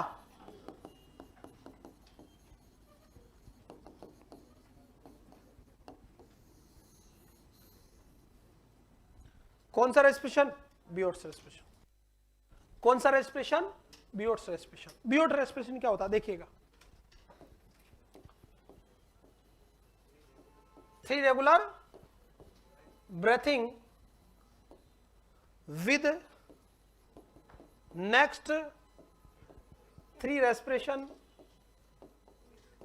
पोजेस। समझ मेरी बात, 3 रेस्पिरेशन तो क्या होगा, रेगुलर, और नेक्स्ट 3 रेस्पिरेशन क्या हो जाएंगे, पोज। कंडीशन क्या कहलाती है, बायोट्स रेस्पिरेशन। अरे कोई डाउट है, चले आगे। ऐसा होता है इसमें, देखिएगा, 3 सांस,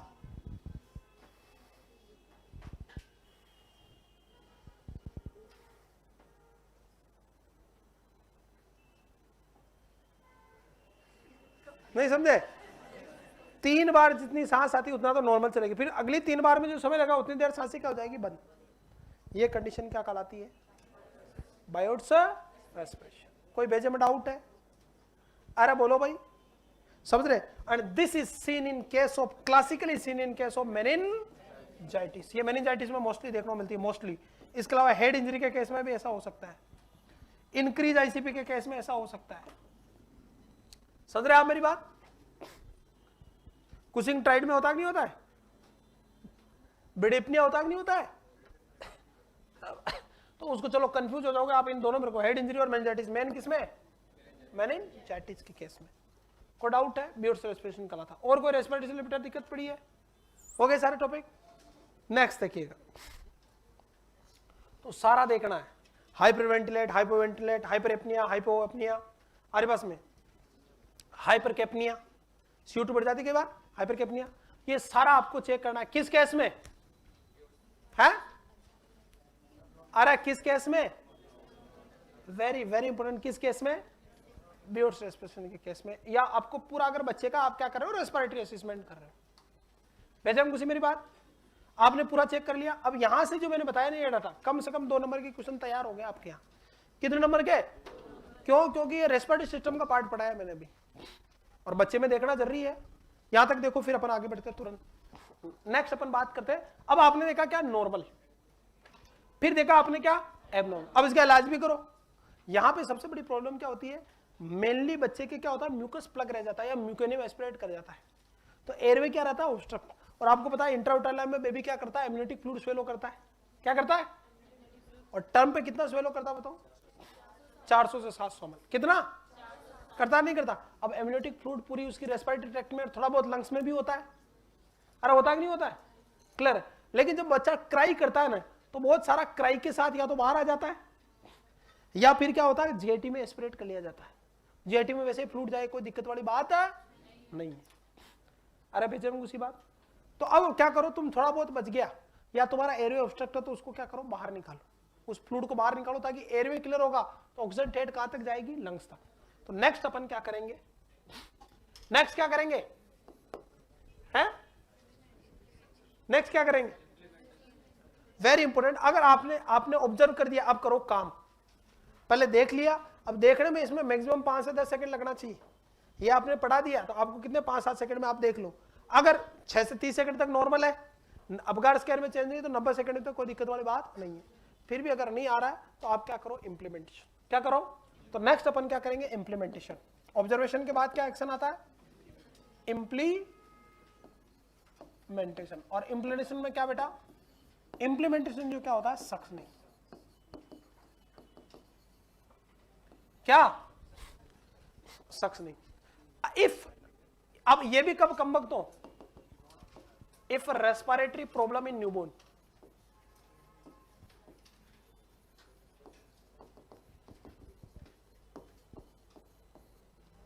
किसका, रेस्पिरेटरी प्रॉब्लम है किसके अंदर, न्यूबॉर्न में, तो आप क्या करो, इंप्लीमेंटेशन करो। स्पेशली क्या करो, सक्शनिंग। अरे क्या करोगे, सक्शन। और सक्शन की सीरीज में आप बेटी very very very important, suctioning के अंदर आपको चाहिए सबसे पहले कैथेटर। क्या चाहिए, और कैथेटर कौन सा होता है, सक्शन के लिए सक्शन कैथेटर होगा। सक्शन जो कैथेटर होगा, अब इसके बारे में जान लेते हैं। 2 तरह के बेबी हो सकते हैं, मोस्टली प्रीटर्म में करनी पड़ती है, लेकिन टर्म और प्रीटर्म दोनों में भी करनी पड़ सकती है। ज्यादातर सक्शन की जरूरत किसको होती है, प्रीटर्म को। तो टर्म बेबी के लिए अपन 8 फ्रेंच वाला, कौन सा, फ्रेंच बोलोगे, गोज थोड़ी बोलेगे बाबू, हाँ फ्रेंच बोलोगे ना, क्या गोज, गोज क्यों बोलोगे, और लिखा हुआ गोज है, लेकिन उसको फ्रेंच कर लो ना, फ्रेंच आएगा ना बेटर वर्ड। 8 फ्रेंच का केला लोगे, जो कैसा होगा, ब्लू कलर का। और ये ब्लू इसलिए बनाया गया, बच्चों में ब्लू कलर बहुत पसंद है, लड़कों को स्पेशली। ब्लू आईज हिप्नोटाइज तेरी मेरी करती है मैनू, आज ब्लू है पानी पानी। अरे बात में ब्लू हेवन होता है कि नहीं होता है। और प्रीटम में आप करोगे बेटा लाइट ग्रीन कलर का, 6 फ्रेंच का, 6 फ्रेंच वाला लाइट ग्रीन कलर का। अरे कौन से कलर का, लाइट ग्रीन कलर का, कौन से कलर का, 6 फ्रेंच का। चले आगे, लाइट ग्रीन कलर का आपका 8 फ्रेंच का, तो ब्लू कलर का, और प्रीटम में कितना, 6 फ्रेंच का आपका। 1 फ्रेंच बराबर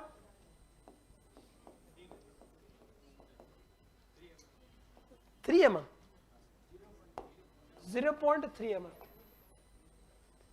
3 mm नहीं, 0.3 mm। सेंटीमीटर है कि mm है, mm, 0.3 mm। 8 फ्रेंच का मतलब, और फ्रेंच का मतलब इनर डायमीटर का एक्सटर्नल, आउटर डायमीटर होता है भाई, आउटर। जबकि ईटी ट्यूब का इनर होता है।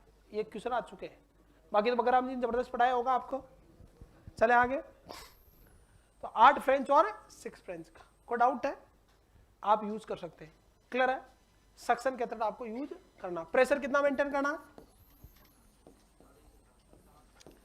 प्रीटम है तो कितना, 40 से 60 mm पे एच, और अगर टर्म है तो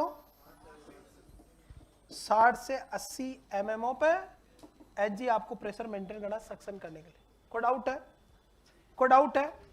पोजीशन कौन सी देनी है? सबसे बढ़िया पोजीशन होती है स्नाइपिंग पोजीशन। कौन सी पोजीशन? इसी को अपन बोलते हैं हेड लो। कौन सी? स्नाइपिंग। स्नाइपर देखा होगा, यूं करके यूं करता तो उसकी गर्दन थोड़ी क्या होनी चाहिए? स्नाइपर देखा ना, यूं करके वो गोली चलाता, यूं रहता ना उसका, तो थोड़ी गर्दन क्या होती है? हाइपर एक्सटेंड टाइप की होनी चाहिए। हर बात में या इसी को अपन या अगर या तो स्नाइपर दे स्नाइपिंग पोजीशन, या कौन सी पोजीशन? रोज पोजीशन, जो अपन ने पहले किस में देते थे और ट्रेकोस्टोमी में देते हैं अपन रोज पोजीशन। कोई डाउट है? तो पोजीशन है स्नाइपिंग पोजीशन या हेड लो पोजीशन। फर्स्ट प्रायोरिटी ये रहेगी। सेकंड प्रायोरिटी कौन सी? रोज पोजीशन। पोजीशन देना जरूरी है। मतलब इसके लिए क्या करोगे? कुछ नहीं, कोई छोटी मोटी 100 ml की एनएस है, उसमें कुछ कपड़ा लपेट के यूं रख दो, इतनी से तो गर्दन है बच्चे की। अडल्ट है तो 500 ml की रखते अपन, छोटा बच्चा तो 100 ml की गर्दन यूं दो, ऐसे हो जाएगी वो। उसमें कुछ कपड़ा लपेटना चाहिए, वरना चुभ जाती है वो कई बार। या थोड़ा उंगलियों से ऐसे सहारा दे दो, 2 मिनट पकड़ रखा है आपने, क्या कर रखा है? इतना सा तो बच्चा है यार, न्यूबॉर्न है, आपने गर्दन को थोड़ा सा क्या कर लिया? टेढ़ा कर लिया। कौन सी पोजीशन आ गई?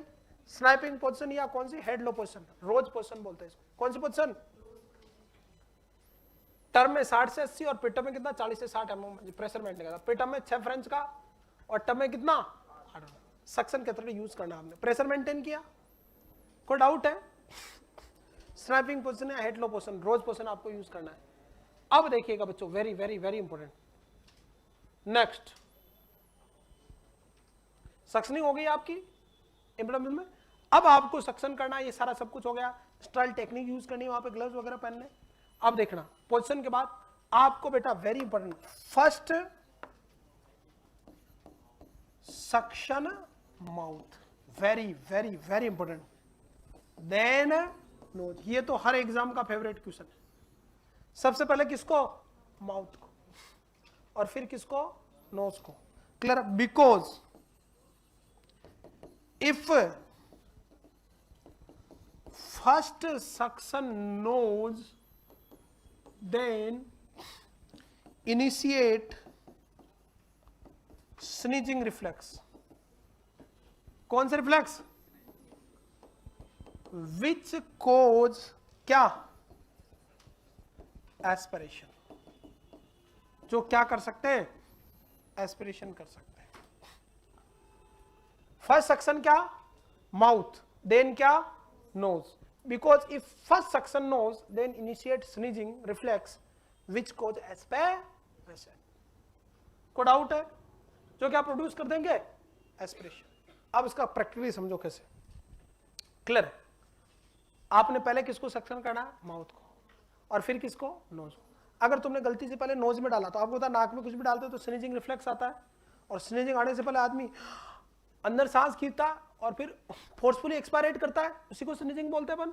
तो अगर उसके मुंह में और कहाँ नाक में कुछ भरा हुआ है, भाई फ्लूइड तो भरा हुआ है, बच्चा न्यूबॉर्न है, आपने पहले कहाँ डाल दी? नली, सक्शन कहते हैं नाक में, तो स्नीजिंग रिफ्लेक्स चालू होगा,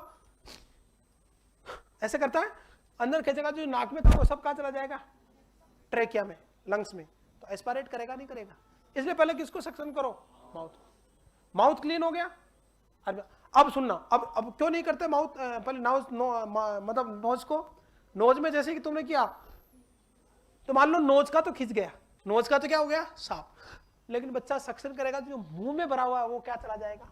अंदर। पर तुम अगर मुंह का पहले साफ कर लोगे तो स्नीजिंग रिफ्लेक्स आते नहीं मुंह से, तो मुंह का साफ रहेगा। अब तुमने क्या डाला? नोज में, और नोज में मान लो स्नीजिंग रिफ्लेक्स भी आ गए, लेकिन स्नीजिंग होते होते 90% 80% तक तो जो जमा हुआ वो सब क्या जाएगा? सक्शन के साथ पार, क्योंकि सक्शन कंटिन्यू है ना। तो अगर एस्पिरेट भी करेगा तो थोड़ा बहुत एस्पिरेट करेगा, मुंह क्या उसका एकदम खाली है। अगर मुंह भरा हुआ नाक को किया तो मुंह का भी क्या चला जाएगा? अंदर। इसलिए पहले क्या करें? एंड देन अरे कोई डाउट है? एस्पिरेशन को रोकने में। अब आप माउथ में भी अगर सक्शन करो, माउथ में भी, तो टिल कहां तक? ओरोफेरिंग्स, लेजोफेरिंग्स तो नहीं, ओरोफेरिंग्स। माउथ में भी आपको इंसर्ट कर रहे हो ना कहते तो कहां जाना चाहिए? ओरोफेरिंग्स तक, बिकॉज ग्यूडल एयरवे ओरोफेरिंजियल एयरवे होता है ना, ये क्वेश्चन भी कई बार आ चुका। ग्यूडल एयरवे कौन सा होता है? ओरोफेरिंजियल ही होता ना यार। गोवा। तो माउथ में टिल ओरोफेरिंग्स, तो माउथ में टिल कहां तक? Oropharynx, because if catheter go deep till कहां तक? कहां तक? Nasopharynx, cause vagus stimulation. अबे किसका स्टिमुलेशन होगा?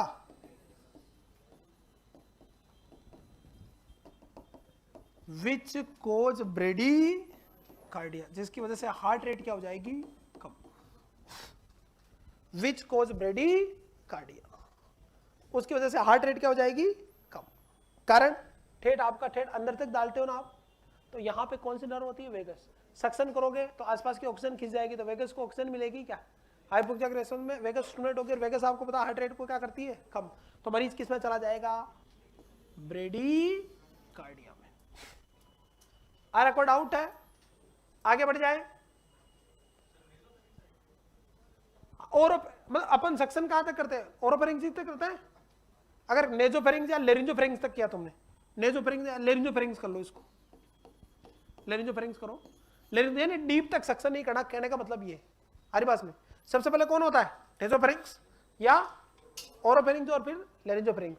तो आप नेजो तक कर सकते हो, कोई दिक्कत नहीं है, या ज्यादा से ज्यादा कहां तक? और लेकिन आपने और डीप कर दिया तो क्या हो जाएगी? वेगस स्टिमुलेट होगी लेरिंजोफेरिंग्स तक, और क्या होगा? ब्रेडीकार्डिया। सेम टिम्पेनिक मेम्ब्रेन में, कान में भी ज्यादा उंगली नहीं करनी चाहिए, उंगली तो कहीं नहीं करनी चाहिए, हमारी बात में कान में ज्यादा नहीं करनी है। कारण क्या? कान में क्या होता है, जैसे ज्यादा अंदर तक डालते हैं तो टिम्पेनिक मेम्ब्रेन होती है ना तुम्हारी, टिम्पेनिक मेम्ब्रेन में भी वेगस की सप्लाई होती है। किसकी? कहते हैं ना कान में ज्यादा करने से मौत हो गई, या तुम जैसे जमाड़ से किसी के जोरदार चाटा लग जाए ना तो गिर जाता है, या सिंकोप में चला जाता है, या मौत भी हो जाती है। कारण क्या है? बिकॉज ये अंदर जो टिम्पेनिक मेम्ब्रेन है ना, इसमें किसकी सप्लाई है? वेगस की। जैसे आप इसको स्टिमुलेट करो तो वेगस स्टिमुलेट हो जाती है, हार्ट रेट क्या हो जाती है? कम। अब बेचेंगे उसी बात, मान लो किसी को फटेड़ पड़ी है और कान का पर्दा फट गया, तो पर्दा फटता है तो हार्ट रेट क्या हो जाती है? एकदम कोलैप्स, जैसे के बाद डेथ हो जाती है। अरे होता कि नहीं होता है? अरे समझे नहीं समझे? इसीलिए if catheter goes deep till laryngopharynx cause vagus stimulation which cause bradycardia. अरे समझ रहे नहीं समझ रहे?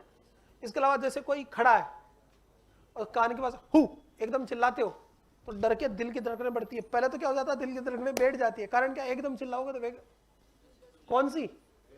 टिम्पेनिक मेम्ब्रेन वेगस स्टिमुलेट होगी, एकदम हार्ट रेट डाउन होगी, फिर बॉडी कंपनसेट करती है तो हार्ट रेट क्या हो जाती है? बढ़ जाती। तो फिर कहते हैं जैसे दिल का दौरा ही पड़ गया, जिया धक धक करने लगा। होता नहीं होता है? चले आगे, तो टिल ओरोफेरिंग्स। चले यहां तक कोई डाउट है? तो सक्शन पहले किसको करना है? देन सक्शन टाइम अगर प्रीटर्म बेबी है तो 5 से 10 सेकेंड, और टर्म बेबी है तो 10 से 15 सेकेंड। अगर क्वेश्चन में पूछे प्रीटर्म तो एक वर्ड में देना 5 सेकेंड, और अगर टर्म बेबी पूछ ले तो एक ही सेकेंड, एक ही टर्म में 10 सेकेंड। कुछ नहीं लिखा तो 10 सेकेंड। और अगर क्वेश्चन में मैक्सिमम लिख दिया है कि अगर नॉर्मल सक्शन या maximum suction time in baby, baby लिखा, कोई टर्म पिटम नहीं लिखा, तो बेबी लिखा तो इसका मतलब किसकी बात हो रही है? टर्म की। प्रीटर्म का पूछना तो क्वेश्चन में बकायदा प्रीटर्म पूछेगा, और मैक्सिमम कितना होता है प्रीटर्म में? 15। और normal suction time in baby या टर्म बेबी तो कितना जाता है? 10। और प्रीटर्म पूछे तो 5, मैक्सिमम पूछे तो उसमें 10। समझ में बात? कहीं पे भी अगर क्वेश्चन फंस जाए तो 10 को आप प्रायोरिटी दे हर जगह। समझ मेरी बात? चले आगे, यहां तक देखिएगा, फिर आगे बढ़ते हैं। चले आगे। अब देखो सक्शन की बात आ रही है, इसके अलावा एक वेंटिलेटर से रिलेटेड। वैसे यहाँ सक्शन वाला है ना, ये जो आप सक्शन की जो लड़ाई हो रही है, ये नोज वोज के लिए इसमें नहीं होती है पंगा। ये होता है किसमें? जब आप ईटी ट्यूब सक्शन करते हो वहां फॉर्मूला लागू होता है ये बात। इसमें इतना बड़ा पंगा नहीं है, फिर भी ज्यादा समय तक नहीं करना, फिर भी अब क्वेश्चन बन जाता तो देना। अब अपन 2-4 वेंटिलेटर सक्शन की बात करते हैं।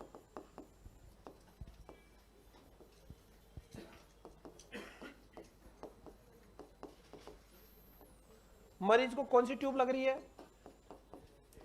एटी ट्यूब या कौन सी ट्यूब लग रही है? TT tube. कौन सी ट्यूब? एटी ट्यूब और टी ट्यूब, दोनों में से एक लग रही है। तो उस स्थिति में क्या करोगे आप? देखिएगा, एटी ट्यूब या टीटी ट्यूब लग रही है। सक्शन के अंदर अडल्ट की बात करें अपन यहाँ अडल्ट की बातें कर रहे हैं। सक्शन जो टाइम रहेगा एडल्ट में वो नॉर्मल 10 सेकेंड और मैक्सिमम कितना 15 सेकेंड, यानी 10 से 15 सेकेंड। कोई डाउट है? कितना 10 से 15 सेकेंड, इसमें कोई डाउट है? आगे बढ़ जाए, चले आगे। दूसरा सक्शन टाइम 10 से 15 second, eighty tube TT tube हो गई आपकी। दूसरे नंबर पे आ जाओ आप, वेरी इंपॉर्टेंट। सक्शन टाइम 10 से 15 सेकंड हो गया। दूसरे नंबर पे आओ, क्या very very important, ventilator related question की बात करें, सक्शन टाइम हो गया। नेक्स्ट कैथेटर इंसर्शन,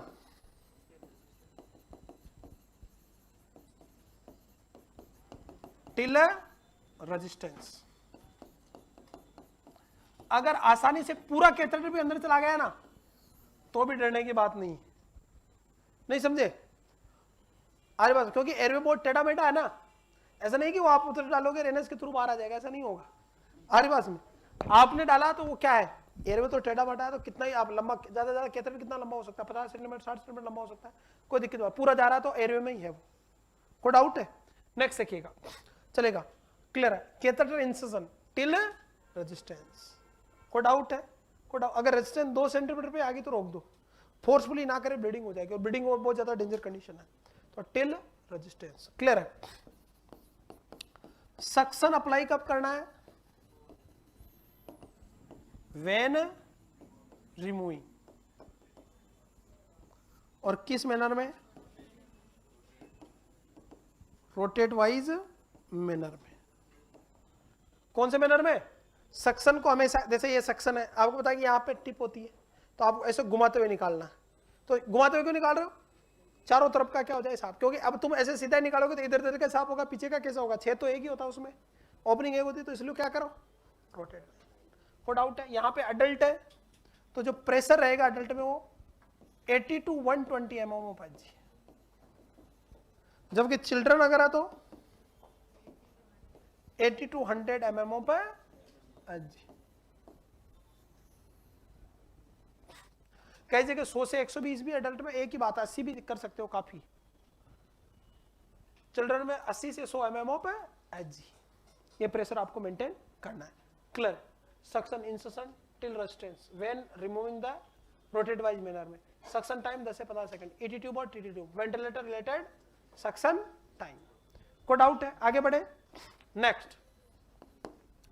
और आओ बताओ क्या क्या चीज।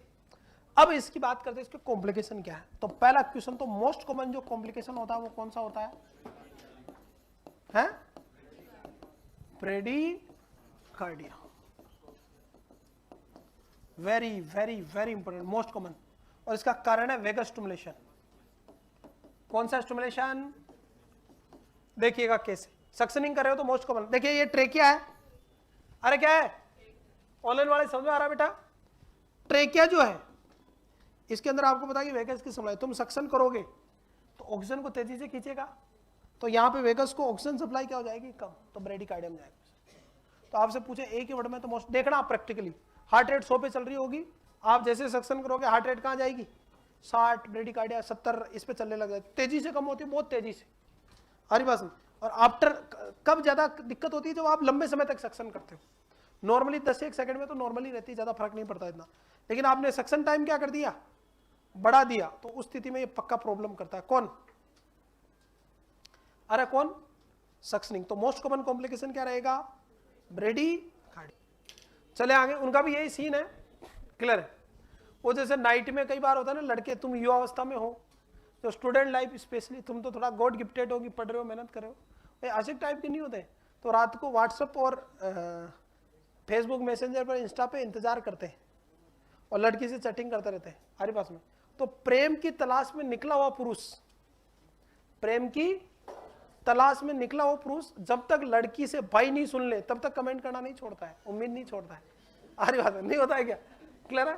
तो आपका मोस्ट कॉमन कोज क्या होता है? ब्रेडीकार्डिया, वेगस स्टिमुलेशन। कौन सा स्टिमुलेशन? Vagus stimulation. दूसरा जो मोस्ट कॉमन कॉम्प्लिकेशन होता है वो हाइपोक्सिया। अब इसका मैनेजमेंट यही पे पढ़ा देता हूं, इसका मैनेजमेंट है, इसलिए इसका मैनेजमेंट क्या है?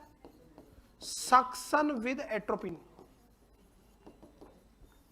तो वेरी इंपॉर्टेंट, सक्शन में कौन सी ड्रग का यूज लिया जाता है? एट्रोपिन का। ये एम्स में क्वेश्चन आ चुका है, ऐसे क्वेश्चन आते हैं एम्स में। एट्रोपिन आपको बताया कि कैसी है, यहां पर देखो ब्रेडिकार्डिया क्यों हो रहा है, वेगस स्टिमुलेशन से। वेगस को अपन बोलते हैं कौन सा, पैरासिम्पैथेटिक, कौन सा, जबकि एट्रोपिन इसकी विपरीत है, सिंपैथेटिक है। समझ रहे हैं आप मेरी बात? अरे कोई डाउट है तो एट्रोपिन के साथ अब कैसे करोगे, तो एक एम्पूल ले लो एट्रोपिन का, उसको 10 ml NS में मिला लो और आप क्या डाल दो, ट्रेकिया में 82 में डाल दो यार। इससे दो फायदे होंगे, एक तो ब्रेडिकार्डिया नहीं होगा, दूसरा NS के साथ जाना तो NS क्या करेगी, उस कप को क्या कर देगी, लूज, और फिर ऐसे ऐसे करते रहते हैं अपन, तो उससे क्या होगा, वाइब्रेशन होगा, पूरा कप क्या आ जाएगा बाहर। कोई डाउट है? अब मत कहना कि 5 ml डालते और पानी डाल दिया आपने तो मर जाएगा, ऐसा नहीं होगा, हैंड टू हैंड सक्शन भी तो कर रहे हो, थोड़ा बहुत चला गया अभी 1 आध ml तो क्या फर्क पड़ता है, एब्जॉर्ब कर लेता है, कोई बड़ी बात नहीं। कोई डाउट है हमारे पास में? तो most common first is bradycardia, second क्या है, हाइपोक्सिया। हाइपोक्सिया सेकंड कॉमन आपका कॉम्प्लिकेशन है, किसका, सक्शनिंग का। इसलिए पेशेंट को वेरी इंपॉर्टेंट 100% FiO2 रखें, 100% क्या मेंटेन करें, सैचुरेशन, किससे पहले, बिफोर सक्शनिंग, किससे पहले, सक्शनिंग से पहले 100% क्या करें। यानी आप देख रहे हो अगर वेंटिलेटर पे है पेशेंट, देख रहा हो FiO2 40 लगते हैं अपन, उसको सीधा ही कितना कर देते हैं 100, और उसका सैचुरेशन 100। अब जरूरी नहीं कोई मरीज का 100 नहीं आ रहा तो लगभग 95 में तो करना ही पड़ता, पर एवरेज मानना थ्योरेटिकली 100% होना चाहिए, फिर उससे सक्शन करें, और जैसे हाइपोक्सिया हो तुरंत सक्शन को डिसकंटिन्यू करके वापस ऑक्सीजन दे। समझ रहे आप? तीसरा कॉम्प्लिकेशन क्या रहता है, ब्लीडिंग। क्या, ब्लीडिंग। आप क्या करो, कैथेटर इंसर्ट करो, आपका प्लास्टिक आइटम थोड़ा हार्ड भी होता है, बिल्कुल एकदम आपका धागे की तरह मुलायम नहीं होता, थोड़ा हार्ड होता है, इलास्टिक टाइप का होता है, तो वो क्या होता है, कई बार कैथेटर की टिप क्या हो जाती है, आपने फोर्सफुली किया या नॉर्मली किया और दिन में 50 बार सक्शन करना पड़ जाता है, 20 बार सक्शन करते, 10 बार सक्शन करते, तो धीरे धीरे वो क्या हो जाएगा, डैमेज हो सकता है, तो ब्लीडिंग होगी। तो ब्लीडिंग को मैनेज करने के लिए क्या करें आप, suction with very important injection adrenaline. Suction करते समय कौन सा इंजेक्शन, एड्रेनलिन का इंजेक्शन क्या करें, मिक्स करें बेटा, सक्शन विद इंजेक्शन एड्रेनलिन। अरे बोलो भाई, अरे बोलो राजाओं, एडीआर, क्योंकि एडीआर कैसा होता है, वेसो कॉन्स्ट्रिक्ट, वेसो कॉन्स्ट्रिक्शन होगा तो ब्लीडिंग नहीं होगी।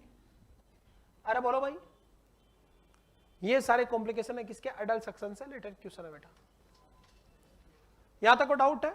तो ये बात होगी आपका टॉपिक कौन सा, इमीडिएट केयर ऑफ न्यूबॉर्न। तो सबसे पहले क्या करें आप, असेसमेंट करें, क्या करें, फर्स्ट असिस क्या, देन आप पहले असेसमेंट करें कि नॉर्मल रेस्पिरेशन है क्या, फिर उसके क्या करें, एबनॉर्मल को पहचाने, और फिर क्या करें, इंप्लीमेंट करें। दिस इज होल अबाउट किसके बारे में, suctioning and implementation as well as observation in the newborn for immediate care of newborn. अब उसके बाद अपन क्या करेंगे, अब बात करेंगे सक्शन के बाद टेम्परेचर मेंटेन करो। अम्लाइक कोड आराम से काट लो, कोई जल्दबाजी नहीं है, 1.5 मिनट तक रुक सकते हैं, कितने मिनट तक, अब अगर उसके बाद कर सकते हो, कोई बड़ी समस्या, पहले मेन काम। दूसरा मेंटेन क्या करें, टेम्परेचर नॉर्मली, बट अगर सीपीआर चल रहा तो फिर क्या मेंटेन करोगे, टेम्परेचर।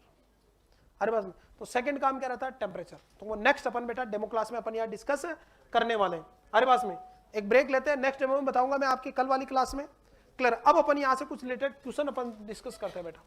ये रहा न्यूबॉर्न, अरे पास में क्लियर है, ये देखो बेटा, ये देखो बच्चे को देखो ब्लू ब्लू दिख रहा था, एक्रोसाइनोसिस है, इसको क्या है, एक्रोसाइनोसिस, न्यूबॉर्न है बेटा।